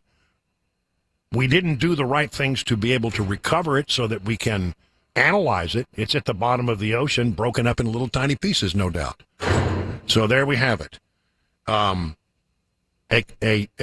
very, very, very lacking response from the President of the United States, and an unbelievable sort of reaction or lack of reaction that shows just exactly how unprepared this guy is to defend our borders, whether they be, above our skies or on the southern border, whatever it is. We'll continue to stay on top of this story in the days ahead. One wonders, will the president talk about this at the State of the Union address, which will be tomorrow? We'll talk about how that is shaping up and how people feel about this president at this moment. You'll be very surprised to hear some of the numbers. And we'll get back into, before the hour's over, more of what we're expecting to hear tonight at the governor's State of the State of Address. Brian Wilson live from the Capitol, 520 now on SuperTalk 99.7.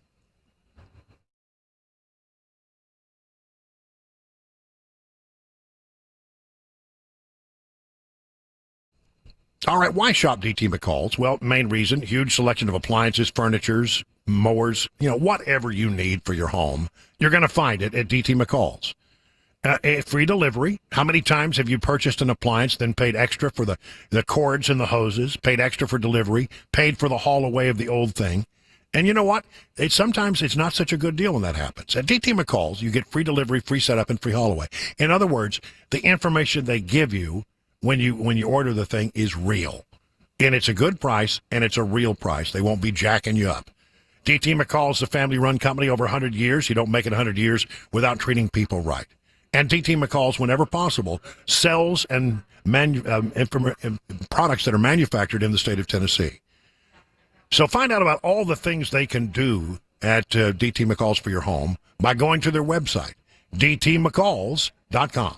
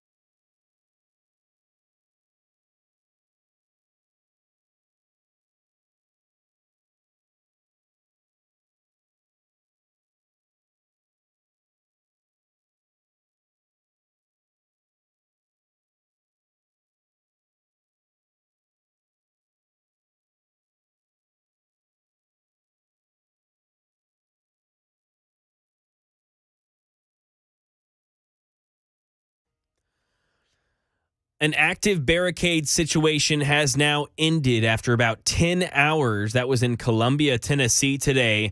And some breaking news with the Laverne police force. All that and more coming up, 5:30, Super Talk 99.7 WTN.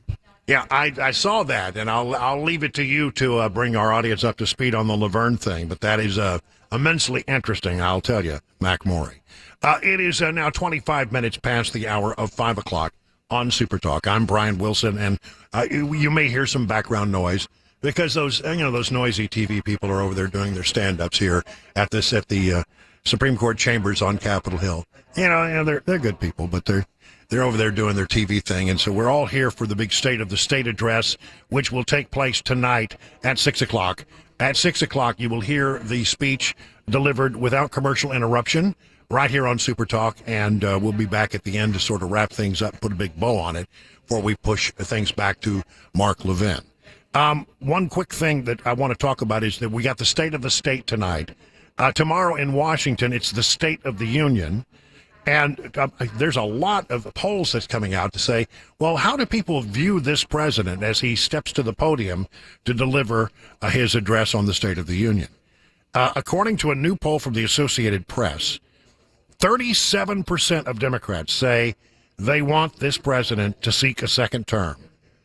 That's an abysmally low number, down from 52% in the weeks before last year's midterm elections. This according to the Associated Press Nork Center poll. And what has changed since the midterm elections? Well, we found out about all the secret documents, etc. Seems to have taken a real toll on this president. And then the other question that sort of I think is interesting is, how do people view this president as he steps to the table and he's going to talk about his quote-unquote accomplishments. He's going to, try to sell us on new ideas, which are, probably not going to go anywhere given the fact that he's not going to be able to push anything through the House that the House doesn't want. So, how do they view it? And also consider the fact that we keep hearing, I don't know, I haven't heard anybody that has waved us off of this as yet, that this president is, after he gets through with his State of the Union address, is going to go out and make some announcements and is apparently going to announce he's running for re-election. Listen to this. 62% of Americans say President Biden has not achieved much during his first 2 years in office. This according to a Washington Post ABC News poll. Despite efforts by Democrat leaders to frame his time as being productive, they've said the most productive time in Washington since Lyndon Baines Johnson's Great Society agenda was passed. Only 36% of Americans surveyed said they thought Biden had accomplished a great deal or a good amount. Isn't it interesting? 36% say they thought he had accomplished a great deal or a good amount. And only 37% of Democrats in another poll say they want him to seek another term. Very interesting. Survey reveals big disparities in how Americans view Biden among Democrats, independents, and Republicans. 77% of Democrats said Biden had accomplished a great deal. 32% of independents said so, and only 7% of Republicans. That independent number is really interesting. Really interesting. The poll shows the challenge Biden and Democrats in Congress face in selling their accomplishments to voters before the 2024 presidential election. I can't imagine this guy's going to run for re-election. I just can't. Everything, if he had a brain cell working, and there may lie the problem, you would absolutely not run for re-election. But apparently, nobody has dissuaded him at this point. Despite all the challenges that he has, this guy's going to give it a good run. It's going to be interesting because I think one of the things voters are going to have to think about a great deal is, okay, he's 80 now. He'll be, 82, 80. He'll be old. He'll be really up there, and he's already missing a step. In situations like that, voters have to look more closely at the vice president. And if there's anybody in Washington who has worse numbers than Joe Biden, it's the current vice president of these United States, Kamala Harris. Democrats, if they're going to dissuade him, I think they're going to have a pretty intense intervention session with Joe and Jill pretty soon. But so far, it sounds like the guy's actually going to make another run for it. Oh, my Lord. I make that 30 minutes past the hour of 5 o'clock on SuperTalk 99.7.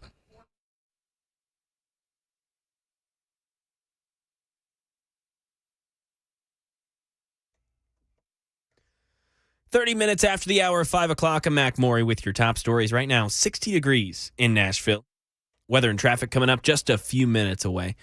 Starting right now in Tennessee, we've been monitoring this barricade situation in Columbia for about 10 hours. That's when police officers came to the house in the Golson neighborhood, and negotiations from law enforcement have been going on for that long. The man inside of the home who fired at police officers this morning is now reported as dead. They do not know a cause of death yet. This is police chief there, Jeremy Haywood, who spoke to Channel 4. There are signs on scene that suggest that he took his own life. That's all I'm going to say about the manner of death at this time. It's currently under investigation. The man's 47 years old. They're conducting an autopsy right now to find the exact cause. Police responded to a domestic dispute again. It happened around 7:30 this morning. It got a call from a woman, and that's when the man fired at officers who also returned gunshots. The woman was released during negotiations and is safe. Multiple flash bombs were also deployed during negotiations from police force. And this is some breaking news out of Laverne, Tennessee. Channel 5 reports that the Laverne police chief, Burrell Chip Davis, has been fired after the sex scandal in his department that led to the firing of 5 different officers. Throughout the investigation, Davis was never cited as a participant in the illegal activity, but Megan Hall, one of the officers involved, said that Davis led an environment that encouraged behavior like that.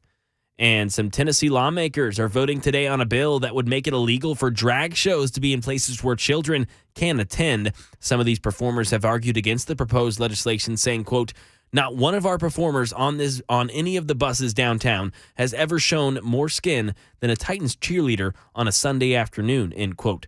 Some other lawmakers are concerned about the effect this could have on other performers like professional wrestlers or pop stars. And that is the latest news. Weather's next. I'm Mac Maury, WTN News.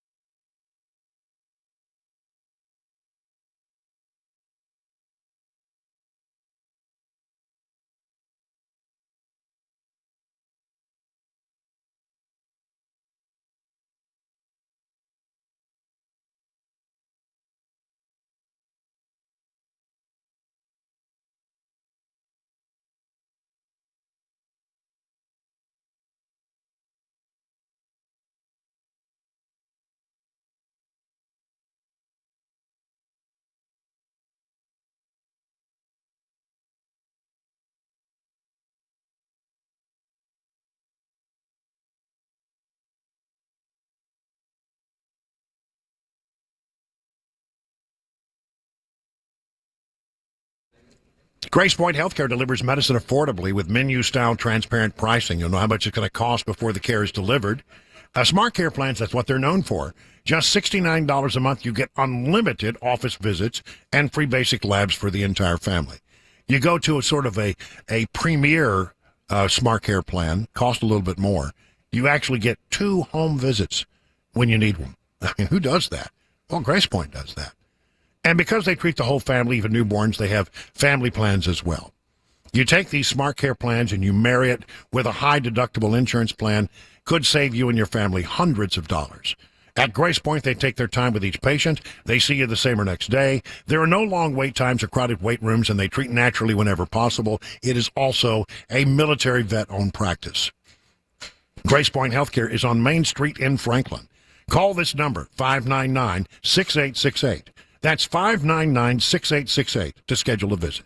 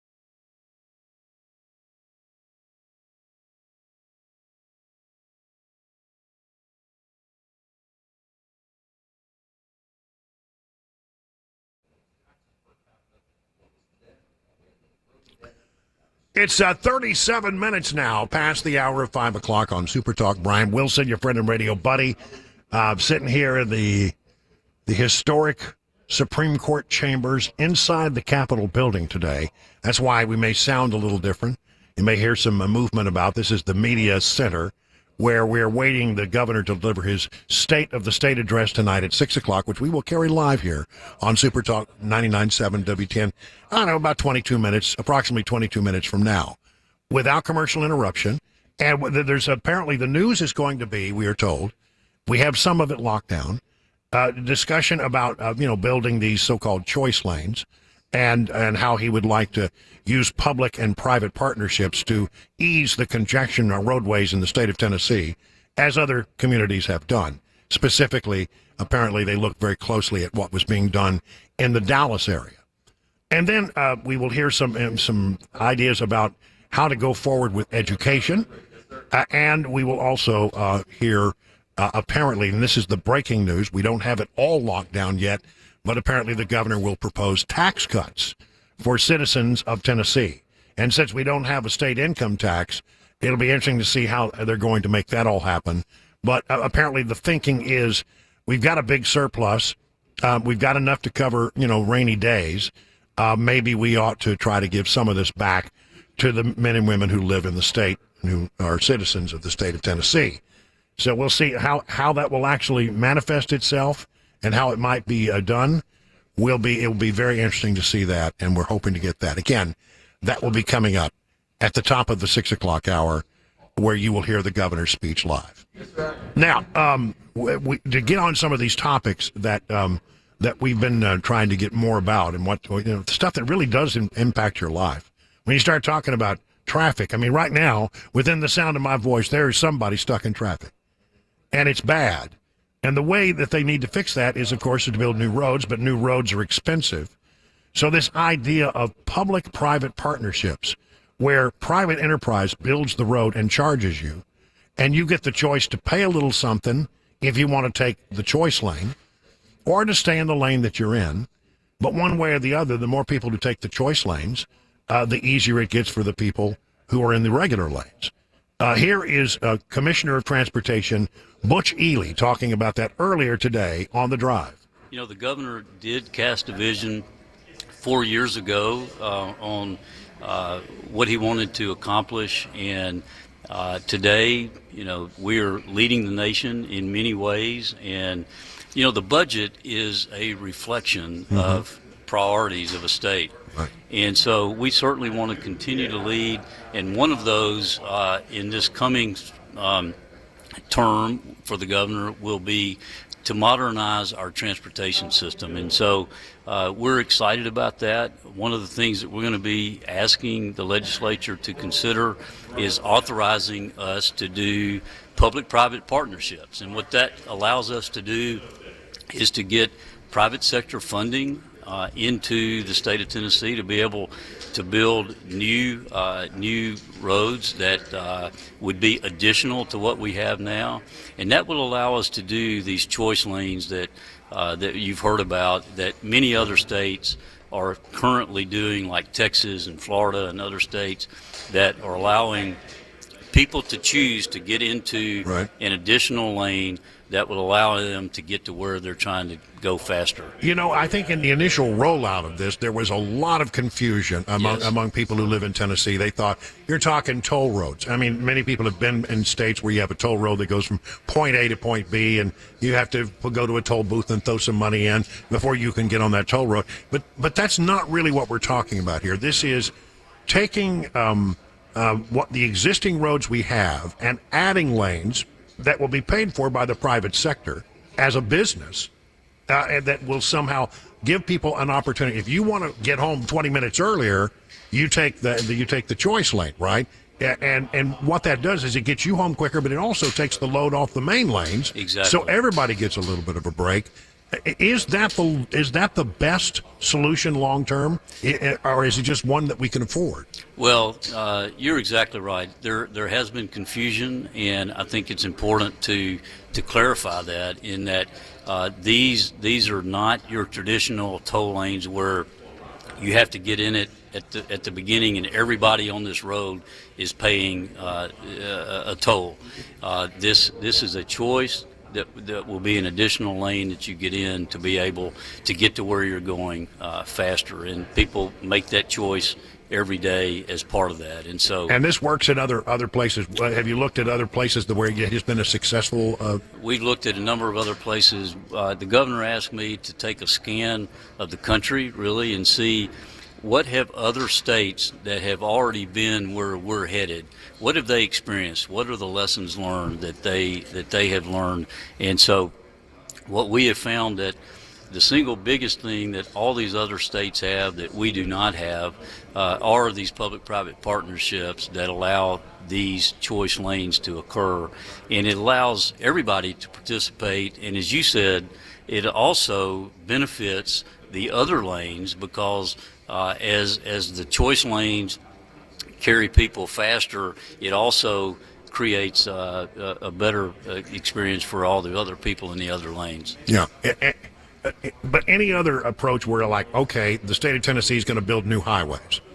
We just, quite frankly, don't have that kind of money. Well, so we have a annual amount of money that we generate from our existing gas tax, both state and federal. And each year we're able to do a certain amount of new projects as it relates to that. But it's just not enough to keep up. We all know that we are one of the fastest growing states now. People are moving here. They want to come to Tennessee. And that's great for us in Tennessee, but we need to be able to provide the infrastructure to be able to make sure that we have access to those jobs, we have access to health care, access to education, and those kind of things. Well, and so what is the timetable on something? Let's say the legislature says, yep, go ahead, you can do the private partnerships, you can work with them and get them started. I mean, people, what they really want to know is, how soon is my commute going to get better? Can you give us any glimpse of that? Yeah, well, I've got our chief engineer, Will Reed, with us here today if there's something he wants to add to this. But I will say that as soon as we get the authority to do this, hopefully in this legislature, we'll commit to moving forward very quickly to study the different congestion points that we have throughout the state. And then we'll move forward with the federal process. You have to go through environmental approvals and those kind of things. But I certainly am going to push as quickly as possible to get something done and under contract in the next 3 or 4 years to where we can start seeing the benefit of these in the coming years. Well, there you have it. That is Deputy Governor and the Commissioner of Transportation, Butch Ely. And so, we're talking a few years out, but they honestly do believe that they can do something in relatively short order. I mean, one thing I love about this, I do like it. When in the world have you ever seen a situation where government acknowledges that the private sector can do something faster, better, quicker than government can do? And so I like the idea. I've seen these roads, put in place in parts of the D.C. area when I lived there, and they were very helpful. They really did help a lot. So we'll see. Again, there was a little bit of a misunderstanding about it going forward when we started, but I do believe that we're going to be able to. It sounds like this is something that's leaving the train's leaving the station. Very quickly, the educational commissioner in the state of Tennessee is Penny Schwinn. And she dropped by our microphones also earlier today to talk about where we are educationally in this state, especially with third graders. We've got a situation where a bunch of third graders are going to take a test. And if those third graders don't do well on the test, they're going to have to do the third grade over or get some remedial help in the summer school, etc. I have heard in some school districts, it's been said that it may be perhaps as many as 2/3 of the third graders in certain school districts are not going to pass the test. What can we do to make that better? I think that is the most important question we can be asking ourselves. We know how critical it is for students to be on grade level by third grade. All of the statistics and research show that students who are reading on grade level at third grade are more likely to graduate from high school. They have better employment later, better health outcomes, etc. And so 2 years ago when the General Assembly passed this kind of major legislation, it was really about how do we provide our students with more support. Right. And so in the law as it stands now, students will now be entitled to summer school programming and high dosage tutoring. They can retake the test again. If they have certain challenges, then they are exempted from the law. But ultimately, it is the parent's decision. So at the end, if the parent does not want their child to receive tutoring, if the parent decides that they can't do summer school for whatever reason, there is a parent appeal form to say, look, I think my child performed well based on these other metrics, or we had a family circumstance, I want my child to move forward. And that's something that ultimately is the most local of control, and that's the parent who's raising their child at home. So the parent can appeal the process. That's right. But I guess the larger question is, if 2/3 of our kids right now are not, and I hear that's a pretty reliable statistic. It is. And then how did we get in such a bad shape where our kids are simply not performing to the basic standards on math, reading, and writing? It is unacceptable, and it is a national issue. The highest performing state in our country is at 50%, just around that. So you're still at a flip of a coin in our highest performing states.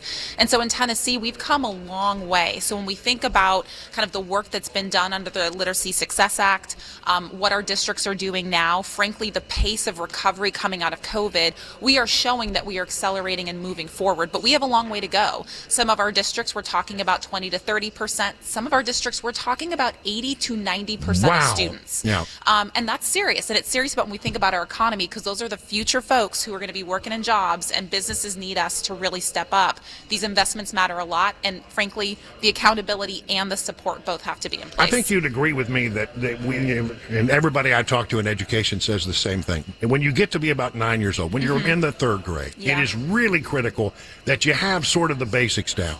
And that if you don't have the basics down, you're likely going to struggle for the rest of your educational experience. And that's why it's so critically important. Is there any do you have any indication that perhaps the legislature, because I know they're getting a lot of pushback from parents, will go back and change that rule about kids having to go over and do the third grade again?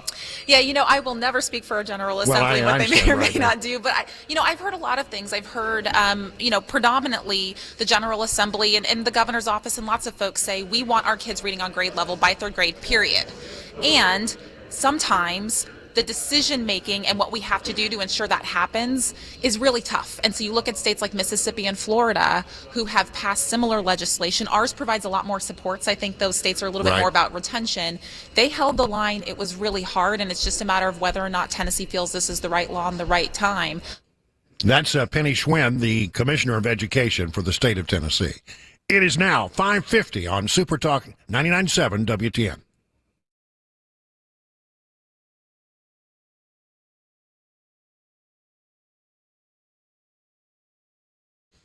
Let's talk about the Wellness Institute of Nashville. And, they're known for their non-surgical spinal decompression treatments. I go through them about twice a week.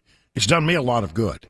But right now, half price off. That's right, half price off for the month of February.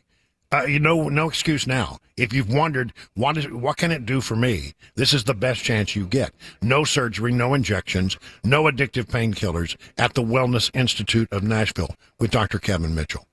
Your first appointment is only $23 with new patients. That's a discount that's kind of unheard of. You get your exam, consultation, x-rays, and included if they are needed. And $23. And we need to tell you about Dr. Ashley, who joins Dr. Mitchell now. Brings a repertoire of knowledge ranging from nutrition, cold lasers, stress reduction, most importantly, non-surgical decompression, and so much more. Find out about all the things they can do for you at the Wellness Institute of Nashville. Just go to paintisbad.com.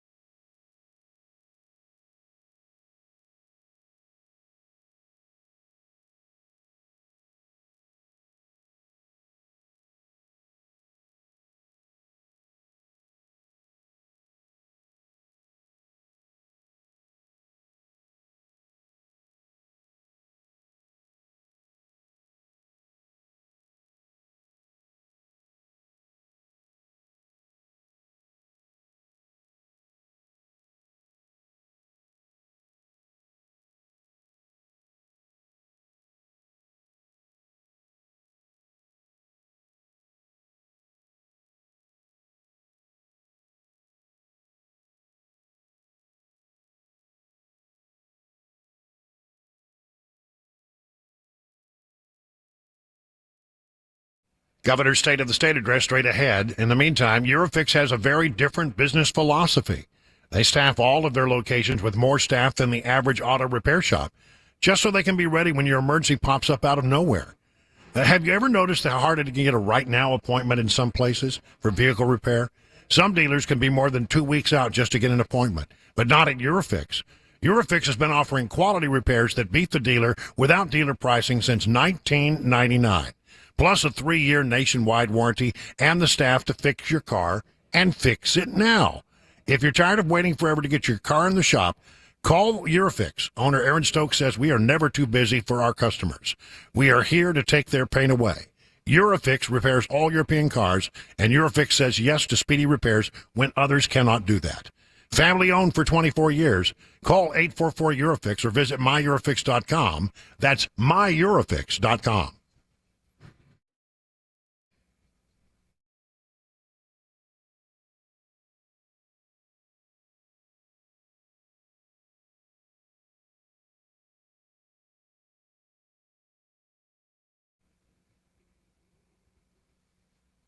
Well, good afternoon, everybody. I'm Brian Wilson, your friend and radio buddy. It is 6 o'clock, and in the next few minutes, you'll be hearing from the governor of the state of Tennessee, Bill Lee, as he lays out his vision for the state of the state. I mean, this is one of those speeches where, all of the legislature is full. Members of the House, members of the Senate have gathered, and the governor will come to take the podium and lay out over the course of what we expect to be most of the next hour the things that he would like to see done in the state of Tennessee.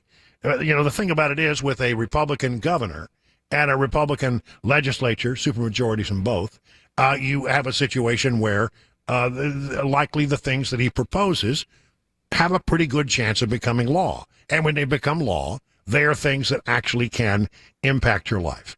The governor is expected to talk tonight about the need for greater infrastructure, the need for private partnerships with public government to build new roads in some places around the country, and we're expecting that to be a very important part of it. And then we'll be also hearing about education, and the real news that we're hearing. We haven't gotten all the details, but we are hearing right now news that indeed there will be some talk of tax cuts for citizens of the state of Tennessee. And since there's no state income tax, it'll be interesting to see exactly how that might work. The applause that you hear is legislators as they greet the governor as he walks into the chamber, and of course there's a lot of pomp and ceremony that goes with things like this. Not unsimilar to what we'll see tomorrow night if you care to watch the State of the Union address, which will happen tomorrow night in Washington, D.C. This is sort of the state version of that. Different, however, because of the politics of the state, and very different given the fact that we have a governor who can actually read the teleprompter. Again, what you have behind us is the lieutenant governor and the Speaker of the House, Cameron Sexton, who was on our show just a little bit earlier. The governor is now approaching the dais, shaking hands, saying hello, and delivering, I guess they technically deliver a copy to the elected leaders. And then he will move down to the lower rostrum, where he will deliver his speech. Wow. And again, a lot of well wishes, handshakes along the way as he moves toward the podium. Thank you. Thank you. Thank you. Thank you very, very much. Thank you. Thank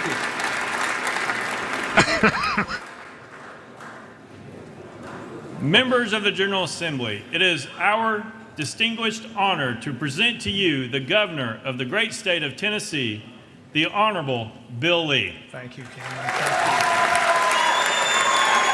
Thank you. Thank you. Thank you. Thank you. Goodness gracious.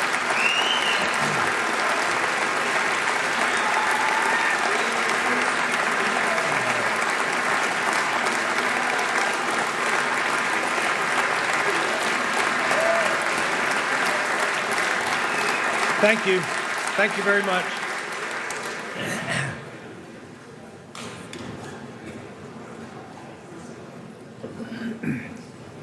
Thank you all very, very much.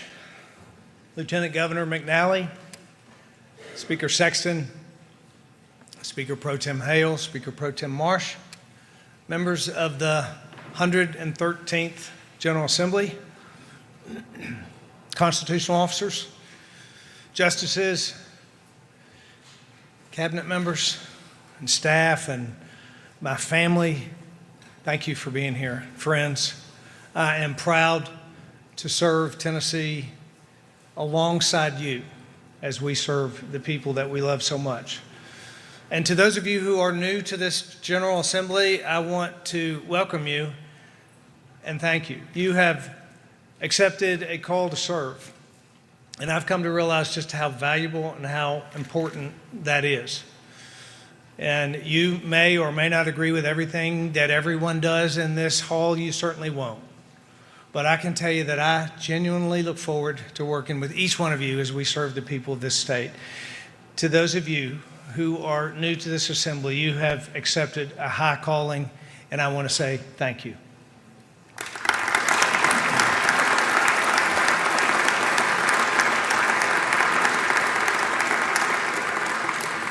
Being governor of this state is the honor of my life, and it's infinitely more rewarding to serve with a wonderful First Lady by my side. But she cannot be here tonight. She wishes that she could.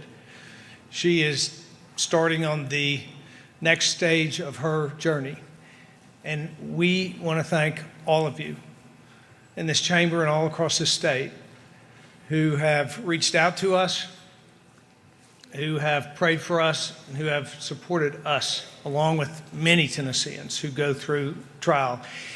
It means the world to me and to Maria. So from the bottom of her heart, as she watches remotely, and mine, thank you very much.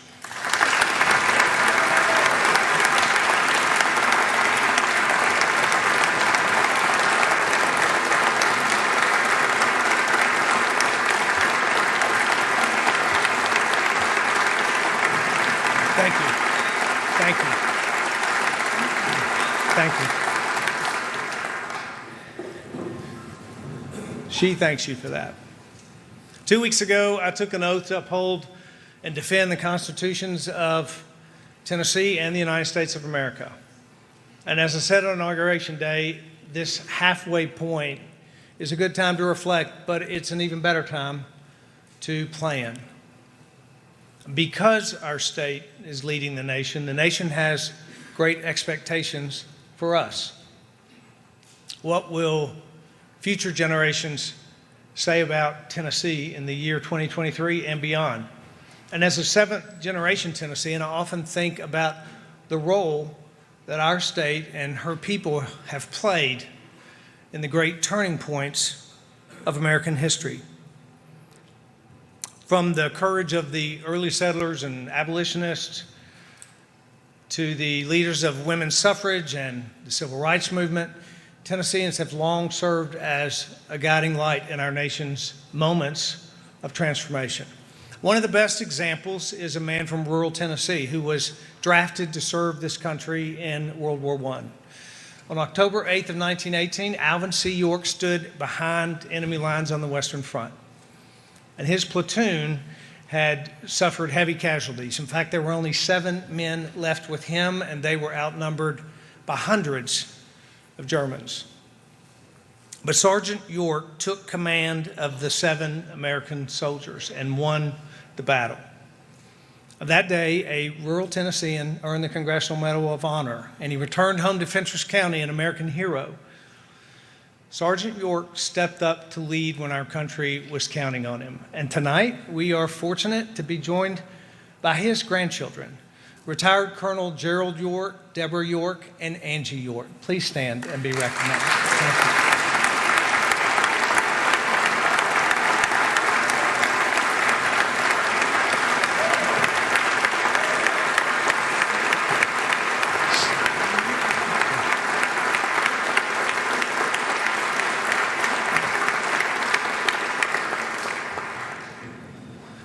Most of us know the story of Alvin C. York, but I mention it now to emphasize that Tennessee's success is no accident. Tennessee is America at its best because of the men and women who have made it that way. In 2019, I stood in this chamber and said, Tennessee can lead the nation. And tonight, standing on the shoulders of giants who came before us, I say with great pride that Tennessee is leading the nation, and the state of our beloved state is prosperous, hopeful, and unrivaled.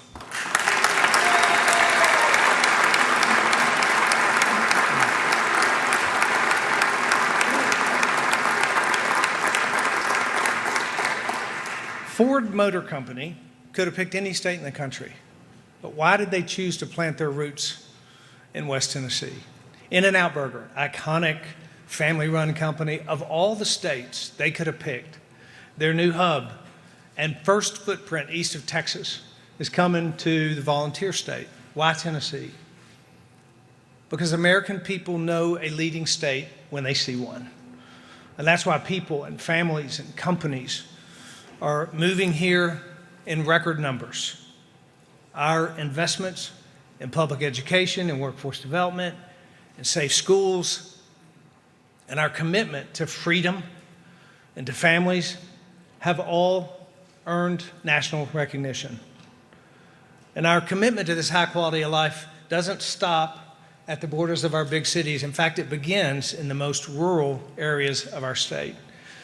And thanks to that commitment, the number of distressed counties in Tennessee has dropped from 15 to 10, and we are not done.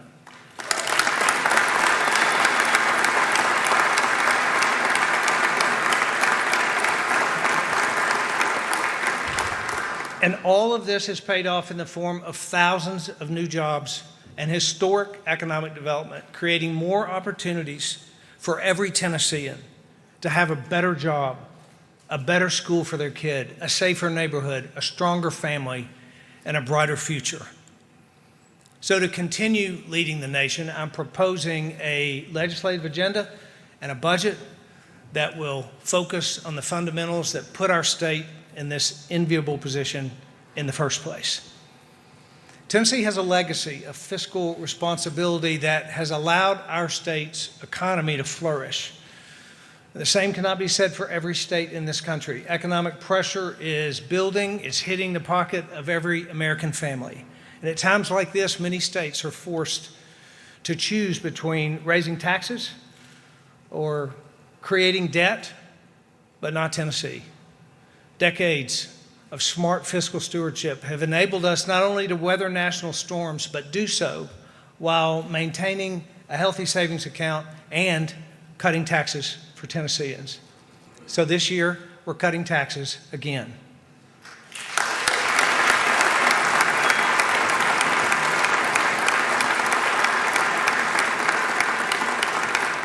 Last August, we gave Tennessee families a 1-month break from grocery taxes to provide relief amid the nationwide inflation. We should do that again this year, but let's extend it to 3 consecutive months.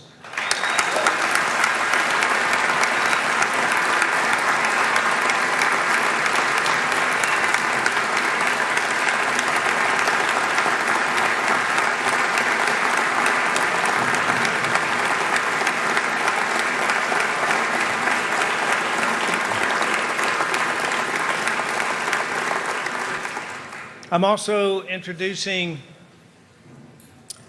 the Tennessee Works Act to deliver more than $150 million in annual tax relief to small businesses and expand Tennessee's competitive edge for years to come.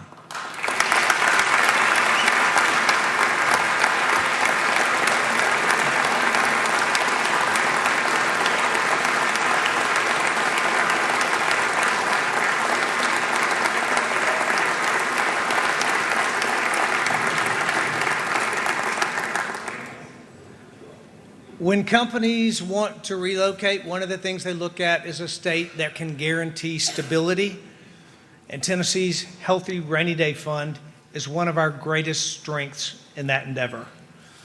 The bottom line is it enables us to recruit more companies and create more jobs all across Tennessee. And that's why we're adding $250 million to the state's rainy day fund this year.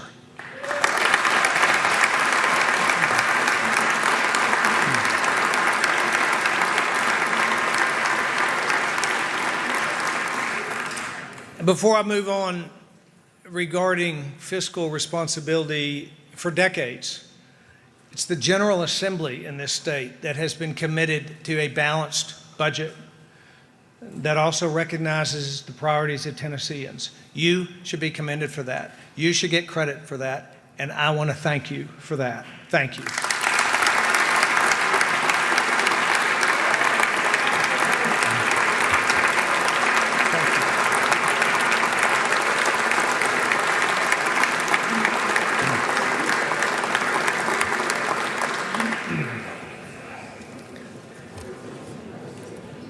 In recent months, we have taken a closer look at transportation needs in this state, and I appreciate those of you who have engaged in the conversation thus far. It is time to invest in a transportation strategy for one of the fastest growing states in the country. We cannot solve this problem with debt or higher taxes, but we have to do something. Right now, there is a $26 billion backlog of projects across the state. Simply put, we are way behind. And we have to change the way we fund and build our roads and our bridges.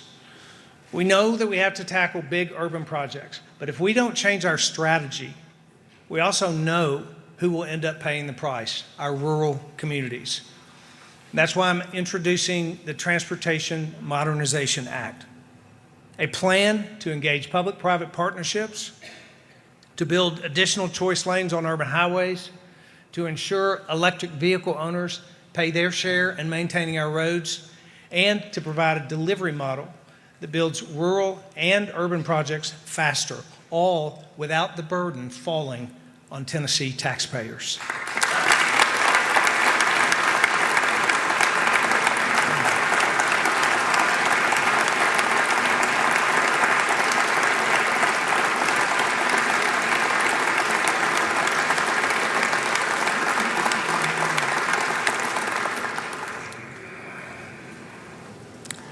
And hear me when I say this, toll roads are not on the table. We're talking about choice lanes, public-private partnerships, new delivery models, solutions that have worked for states all across the country, including our friends in Florida and Texas. In combination with this new strategy, we have to jumpstart the process because we are so far behind. We need to make a major initial investment just to begin to catch up. So to alleviate urban congestion in our major cities and widen rural interstates across the state, we are proposing an additional $3 billion to build roads in all three Grand Divisions of Tennessee.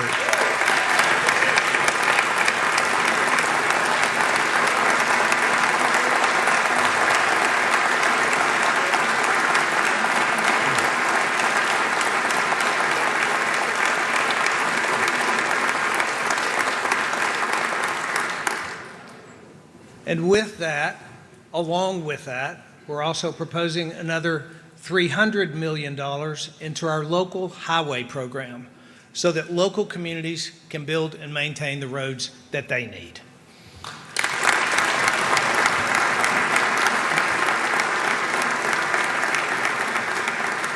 And here's the bottom line. There is a great cost to doing nothing. We could easily kick the can down the road for 4 more years, but Tennesseans will pay the price for it. More potholes and longer commutes and less economic activity. We have an obligation to prepare our state for the future, and the time to do so is now. Our state's economic success can also be measured by a number of jobs created. 170,000 new jobs in just 4 years. And now our workforce pipeline must keep up. Pathways to success don't look the same for every Tennessean, and they shouldn't. For many, a certification from one of our Tennessee colleges of applied technology will open just the right doors. Since 2019, we have prioritized TCAT construction across this state so more Tennesseans can kickstart a great career close to home. And today, nearly 9 out of 10 graduates from a TCAT get a job in the field that they studied. So this year, I propose that we complete Tennessee's TCAT master plan. To do that, we will expand and improve 16 existing TCATs, replace 7 outdated facilities, and build 6 brand new TCATs at strategic locations all across our state.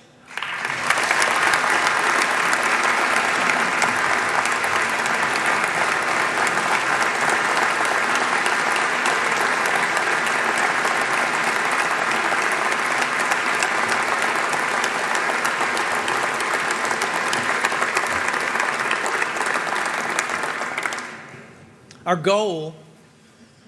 goal with that is to train 10,000 new skilled workers a year. To achieve this, we are proposing $1 billion in this budget, the largest investment in our technical colleges in state history.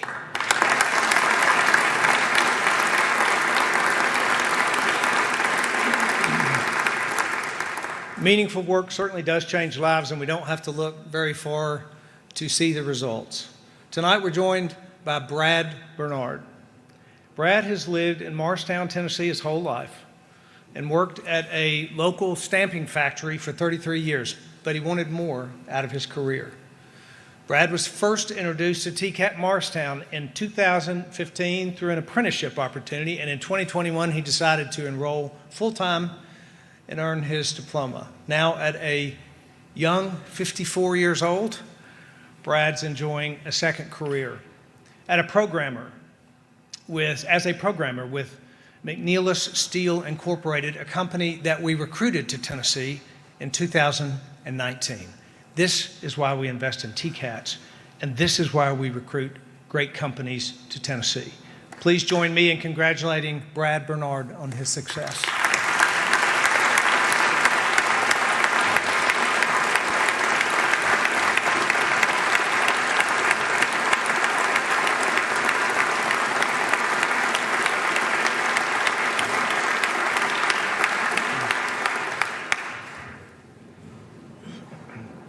Access to career and technical education can change the trajectory of someone's life, and we should expand those opportunities in our K-12 schools.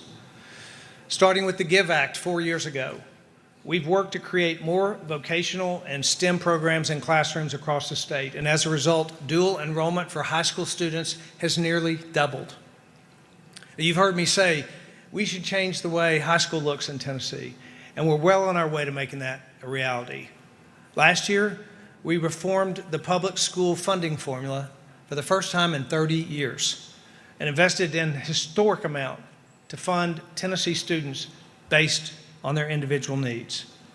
And this year, I'm proposing an additional investment of $350 million into the TISA formula, and that includes $125 million for teacher pay raises.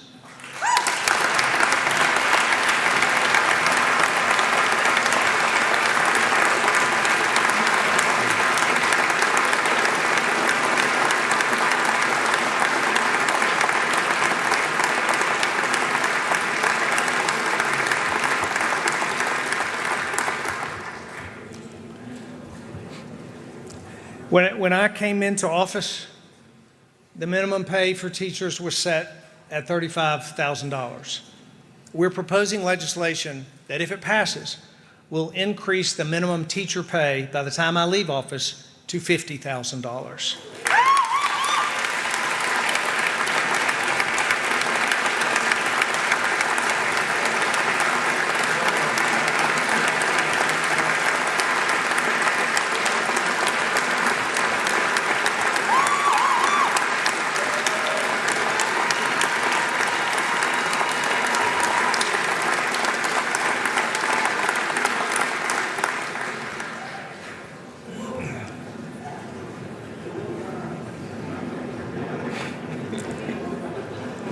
In just I'm glad y'all like that. I do too. I'm excited about that too.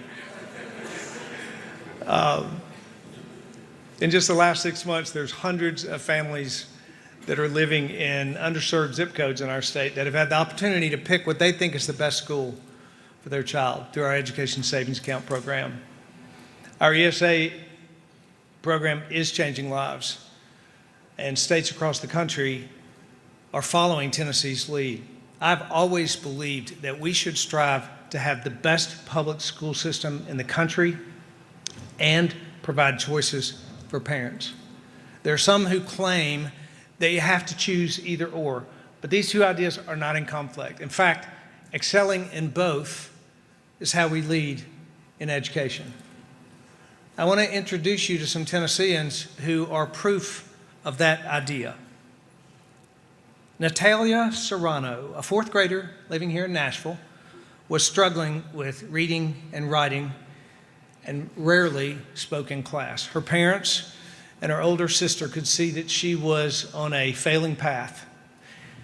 They thought if they could just get her into the right school with smaller classes, that she would have a chance.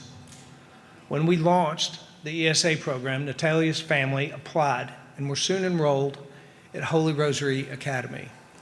Just since last fall, Natalia has already jumped 3 reading levels. Her goals for this year are to read 30 minutes every day and to study hard for her weekly spelling test. She also joined the choir and a Bible study. Natalia found her voice, and every child in this state deserves to have access to a high-quality education.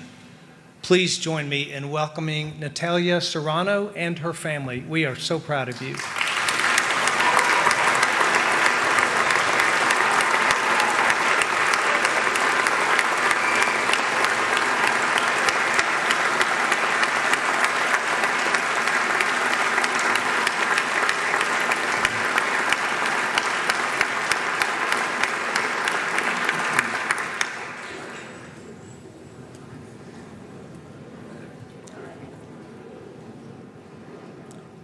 Tennessee is blessed with incredible public school teachers and administrators. Just last month, Oak Haven High School in Memphis was in the national spotlight for their innovative use of phonics learning in English and math and science classes. And a few miles down the road, Dr. Vincent Hunter, principal at Whitehaven High School in South Memphis, is leading a school that continues to exceed expectations. Dr. Hunter, who is a Whitehaven graduate himself, serves a student body that is 99% African American. Under his leadership, the school has expanded dual enrollment, AP classes, foreign language courses. Whitehaven is just one of 3 high schools in the whole district with a graduation rate of 90% or higher.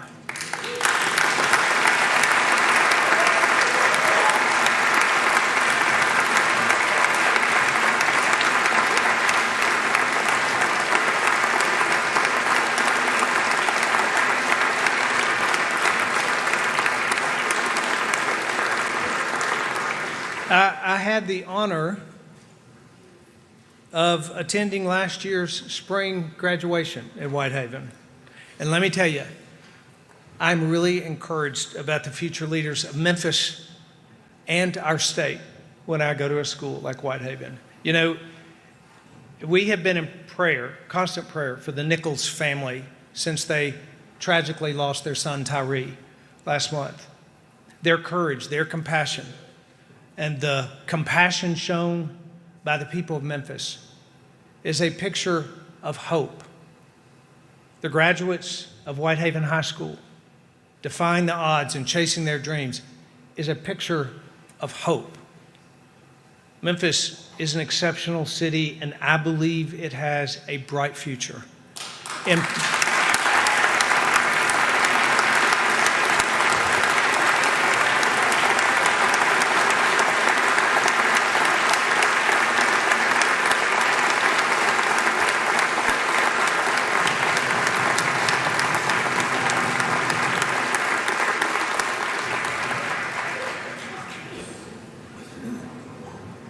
And part of the reason that Memphis has such a bright future is because of people like my friend Vincent Hunter. So please join me in welcoming the principal of Whitehaven High School and his wife, Dr. Vincent Hunter.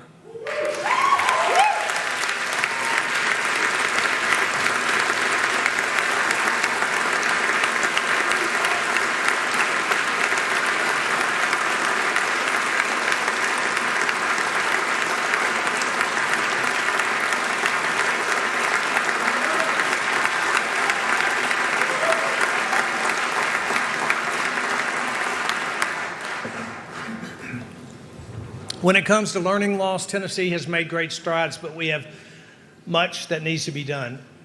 We know the worst thing that we can do for a child's success is to push them to the next level when they are simply not ready. Third grade reading has been the most important indicator for parents and teachers to see that a child is struggling before it's too late. As a parent, and hearing from educators across the state, I know that this can be one of the largest challenges during elementary school years. And that's why our budget this year will prioritize new literacy programs, from tutoring to summer camps, and give students multiple pathways to become a strong reader.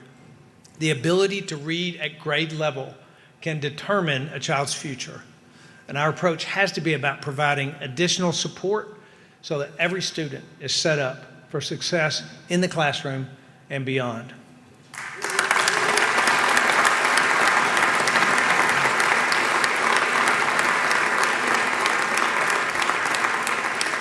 When it comes to education, funding and choices and literacy are all important, but none of that matters more than your child coming home from school safe every day.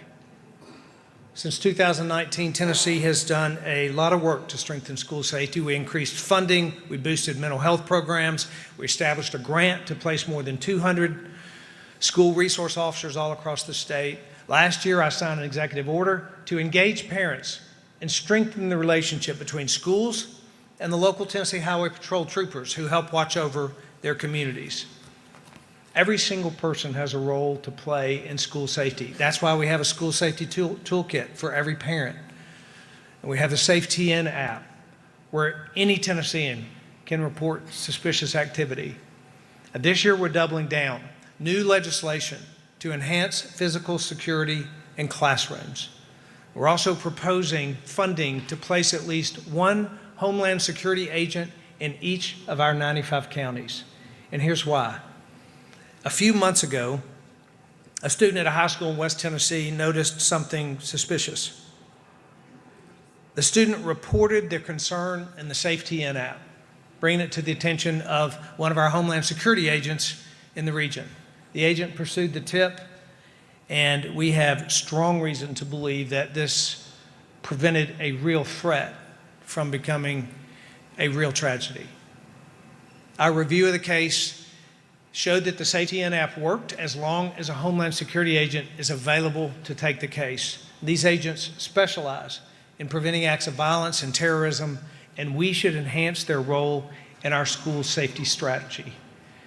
We have done a lot to make schools safer, but I do not want to look up months from now and think we should have done more. I intend to make this a priority in this budget and every year after this.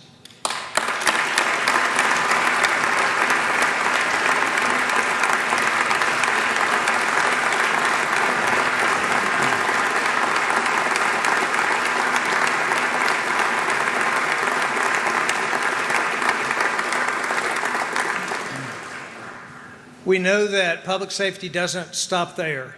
Whether we are protecting against the influence of the Chinese Communist Party or the dangers of a drug crisis stemming from an open border, we must continue to have a voice in the national security when the safety of Tennesseans is at stake. And we will never stop investing in the safety of Tennesseans. Our $100 million Violent Crime Intervention Grant Fund is already being used by 80% of local law enforcement agencies all across the state. And I'm proposing that we invest another $50 million to keep that program going. We added 100 Tennessee Highway Patrol troopers in the budget last year. This year, we're adding 100 more troopers. And ahead of this budget, we worked with the General Assembly to create 25 new forensic lab positions to help the TBI reduce the turnaround time for test kits. And, yep.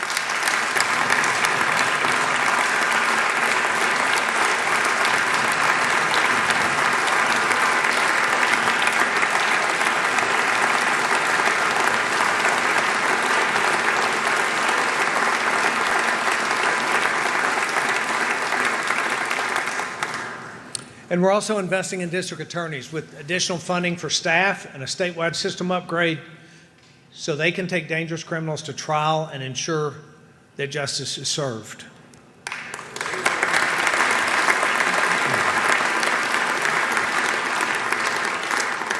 There was a significant shift in this country last year when it comes to protecting the lives of the unborn. And we now all have an opportunity, a moral obligation to support strong Tennessee families. Pro-life is much more than defending the lives of the unborn, and it's not a matter of politics. This is about human dignity. This is about human dignity. And we can have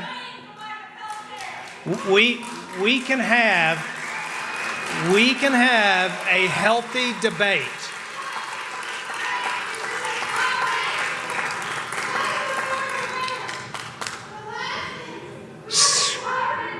Civility is not a weakness, by the way. It is a strength.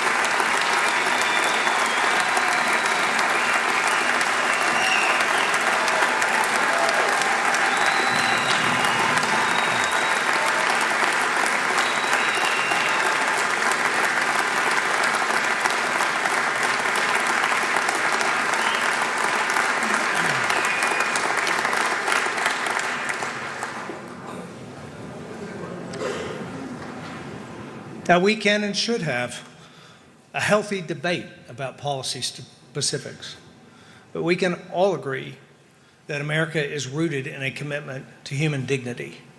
And I'm talking about the dignity of the expecting working mother who's got multiple jobs to make ends meet, and the dignity of a baby born 3 months early, or a father living with a disability or family in crisis. Just a minute ago, I said we have an opportunity to support families and have some very important news for all of us to share tonight. 2 years ago, at the request of the General Assembly, we secured an historic TennCare Medicaid waiver agreement, the only federally approved waiver of its kind in the nation. Our waiver actually rewards a state for efficient, responsible management of taxpayer resources by awarding additional federal dollars known as shared savings to serve the most vulnerable. I want to thank our TennCare Director, Stephen Smith, for his remarkable leadership in working with the federal government at your request to secure this waiver. And I've said all along, we would only move forward with this waiver if it was a good deal for Tennesseans. And tonight, I can share that we have claimed the first returns from this program, and not only did we get a good deal, we got a great deal.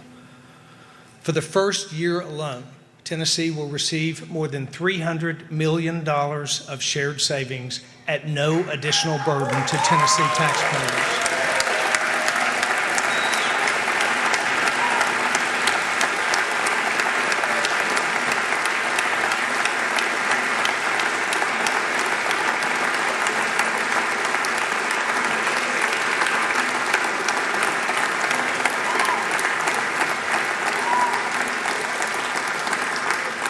We've always believed in our strategy that this result's a game changer.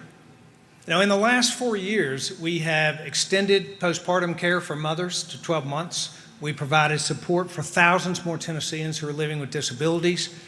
We've offered comprehensive dental benefits for TennCare recipients for the first time in the state's history.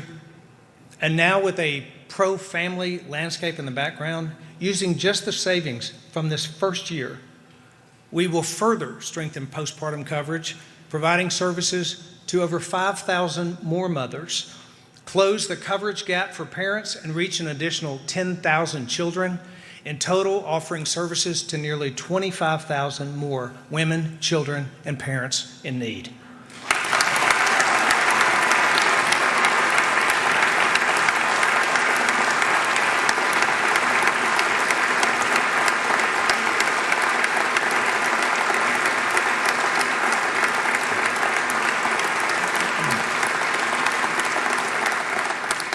In addition, Tennessee has the opportunity to ease one of the biggest financial burdens on mothers. We are going to propose covering the cost of diapers during the first 2 years of a baby's life for mothers on TennCare.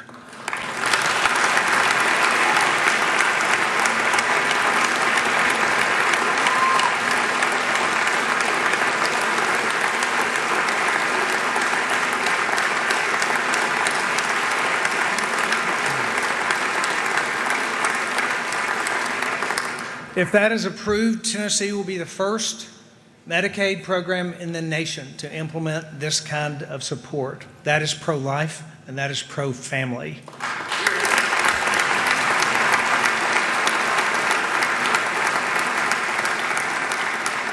And with continued responsible management of our TennCare program, we believe that this level of savings is possible for years to come.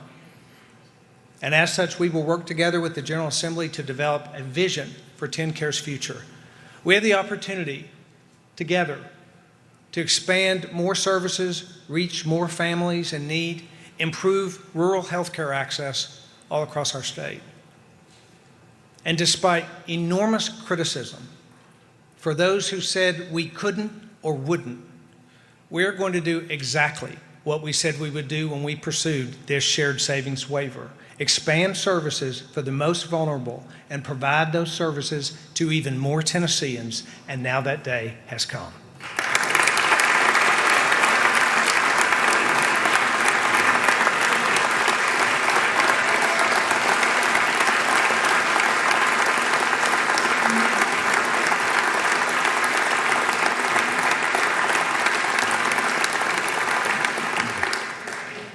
In Tennessee, we also value the dignity of a foster child who longs for a loving home, the dignity of a mother who simply can't raise a child alone, or a couple whose prayers for a child have not yet been answered.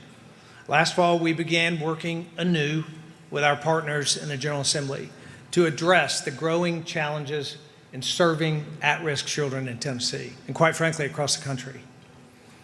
The needs of Tennessee children have evolved, and our approach to serving them must evolve too. We built a team at our Department of Children's Services that's ready to move forward and provide better services. Our new commissioner, Margie Quinn, brings decades of expertise working with the most vulnerable populations in our state, in her service with the TBI and with anti-human trafficking nonprofits.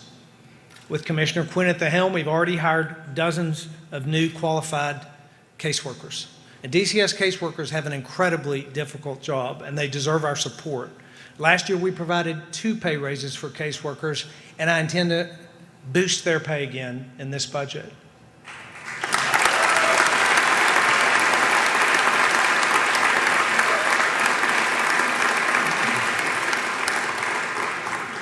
And we are also proposing more than $190 million in additional resources to support the mission of DCS and provide for the safety and well-being of Tennessee children.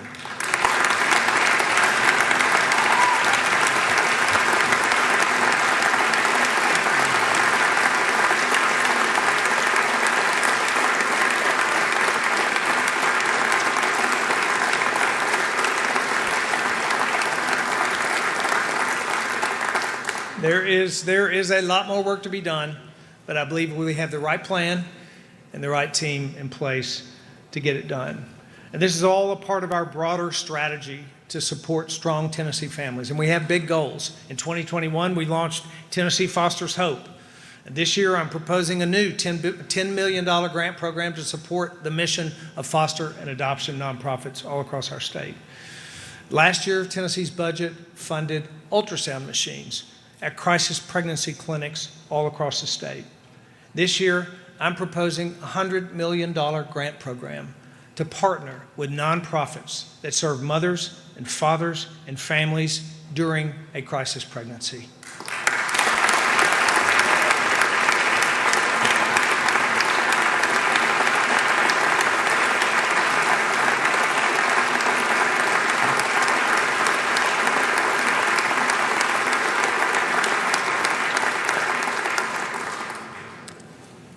With that, our Office of Faith-Based Initiatives has a unique ability and an important opportunity to engage nonprofits and community organizations. And I believe it's time to equip them with the resources they need to play a bigger role as we endeavor to better serve children and families. From strengthening DCS to expanding care for families, these challenges are not easy. But if we start from our commitment to human dignity, we will get it done. Strong families, in fact, are the building block of society in our communities, in our state, in our country. The love and support that fills a tight-knit home spreads outward, building up neighborhoods and churches and volunteer organizations and all of the other institutions that help bind us together. One way that we can support and strengthen families is by making it possible for parents to be there, worry-free, for every second of the first few months of life. If we can strengthen the bond between parents and children from the very first moments, we will have truly done something important. And that's why I'm proposing a common sense paid parental leave program for state employees who are growing their families.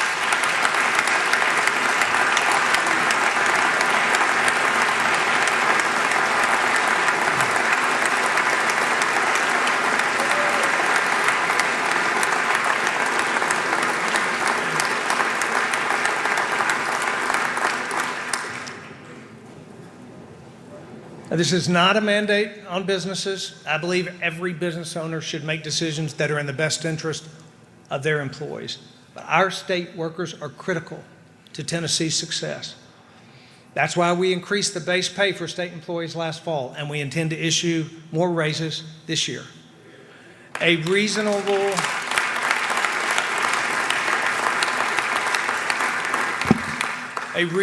paid leave program will help us retain the best and the brightest and help those who help our state, resulting in stronger families all across Tennessee. From Mountain City to Memphis, our state is blessed with beauty and natural, rich resources. As a kid growing up in this state, I remember going to Fall Creek Falls State Park with my family. Last year, Maria and I took our grandchildren and camped at Cumberland Mountain State Park. When our grandchildren are our age, I'd sure like them to visit state parks with their grandchildren. Our state parks are a jewel, and they'll only be around for the future if we invest in them today. Through the years, Tennessee has maintained responsible stewardship of our natural resources, but it's time to develop a conservation strategy that balances our state's economic growth with a plan to protect our environment. I believe that Tennessee's vision for conservation can start like this: the most accessible park system in the nation. Regardless of your zip code or your physical ability or your demographics, you and your family should be able to enjoy outdoor experiences close to home. So to achieve that, my budget proposal will improve and expand 3 additional state natural areas, build 2 new park lodges, complete 4 more outdoor trails, and create 4 new state parks.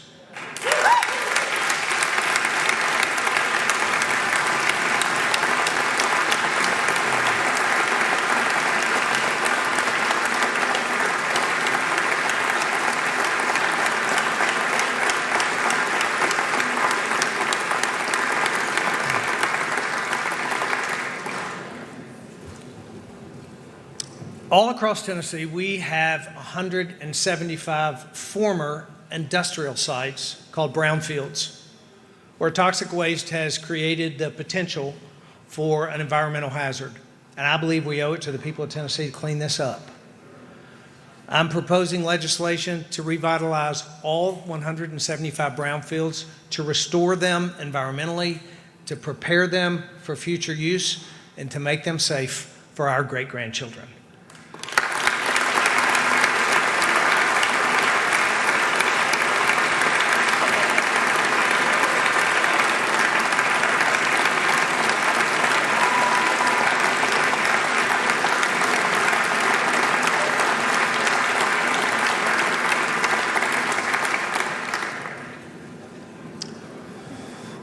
This is the start of a conservation strategy, and we have much to do in the years to come. But if we really want to contribute to the future of America's environment, we should contribute to the advancement of clean energy. As Washington debates an agenda that overregulates or pushes the burden on everyday people, Tennessee is looking for real solutions through innovation. And we have a solution that's cheap and clean and reliable. No other state in the country comes close to Tennessee's legacy, resources, and potential to be a leader in nuclear energy. And there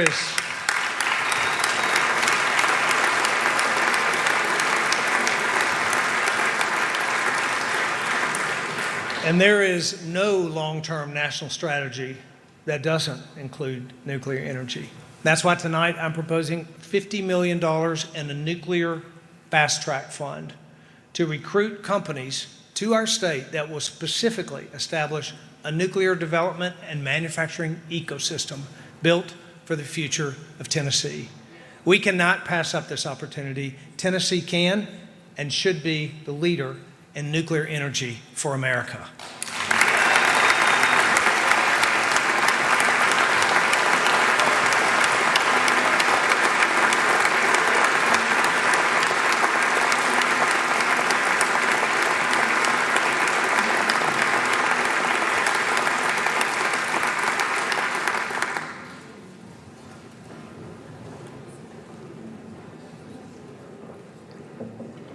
As governor, I have the privilege of traveling all across the state and meeting Tennesseans from all walks of life. Last fall, I met a man in Crossville who just moved his family here all the way from New York. And he said to me, when I moved to Tennessee, I felt like I'd moved back to America.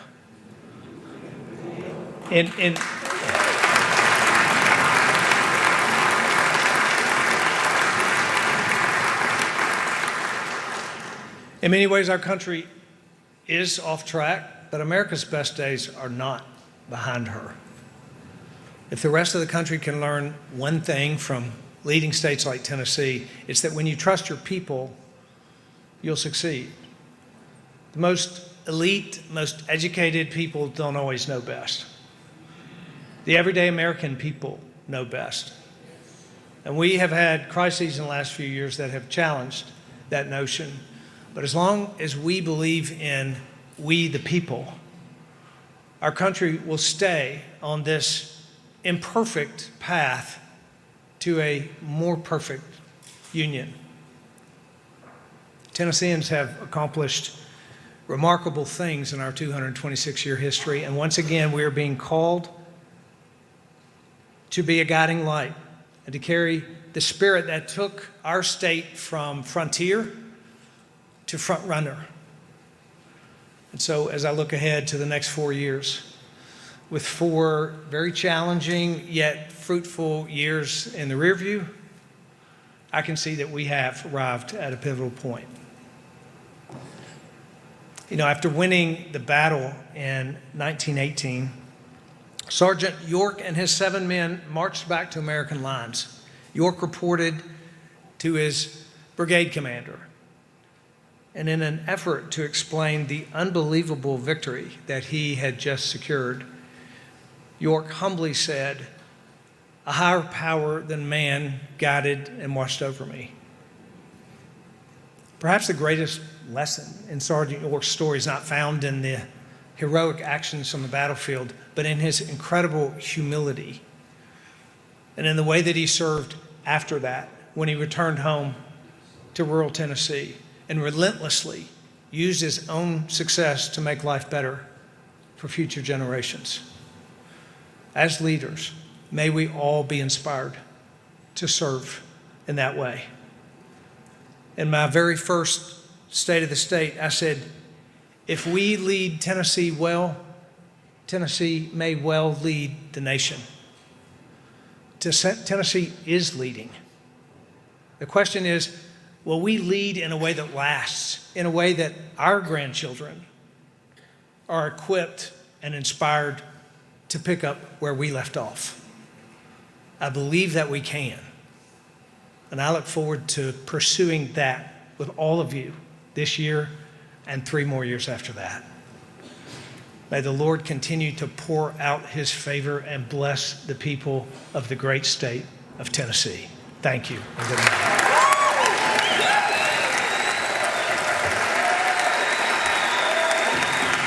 Well, that is Governor Bill Lee finishing up his State of the State address at right about, the better part of 55 minutes there before the General Assembly, members of the House and the Senate, and various state officials gathered there. A lot of stuff to talk about very quickly. He talked about that they were going to take $1 billion and put it into state technical colleges, a minimum pay for teachers of $50,000, new literacy programs. At one point, about 36 minutes into the speech, he was heckled as he started to talk about his deeply held belief in the right to life. And he said to the protesters and got a round of applause, civility is not a weakness. And he went on to complete his point to a round of applause there in the Capitol. Interestingly, I caught toward the end there, the governor is now talking about how important it is for us to be in charge of our own destiny, and talked about a major proposal. I have not heard any talk about this until now, to be a nuclear energy leader in the state of Tennessee, and to set the standard, which is something that I think we'll be hearing an awful lot about as we go forward. A pretty good speech, and as these things go, the governor now takes these ideas, throws them before the state legislature. As we say, the governor proposes, and it's the state legislature's job to dispose of these things, but we'll be waiting to see exactly how that all plays out as we go forward. The governor's speech was, I think, well received, but that is to be expected in a situation where you have a Republican supermajority in both the House and in the Senate. So to repeat very quickly, about 55-minute address by the governor tonight as he laid out his vision for the state, saying that it's a remarkable thing that we are leading the nation, and that people, he talks immensely with great pride about the things that have been accomplished in his first 4 years as he looks forward to the next 4 years as the governor of this state. A great deal of things happening. We're going to be talking about this tomorrow, about the decision to ask for more roads and highways in the state, the educational proposals that have been laid forward, and many other things as we go forward. But there you have it. The governor wrapping up now, and the legislature now departing after the State of the State address. Tomorrow we will have the State of the Union address. It will run at 9 o'clock Eastern Time, 8 o'clock Central, so it'll be running after the drive tomorrow. But what you've seen here on the state level is an example of what happens on state. Tomorrow we'll get to see the national level as Joe Biden lays out his vision. And then we hear, short time after that, the rumors are starting to mount that he will not long after his State of the Union address, make his plans known about his future. So we'll be talking about all that tomorrow on The Drive. Thank you so much for listening to Super Talk 99.7 WTN. Back with a regular show tomorrow. Thank you for tonight. We say so long from the state capitol and the Supreme Court chambers.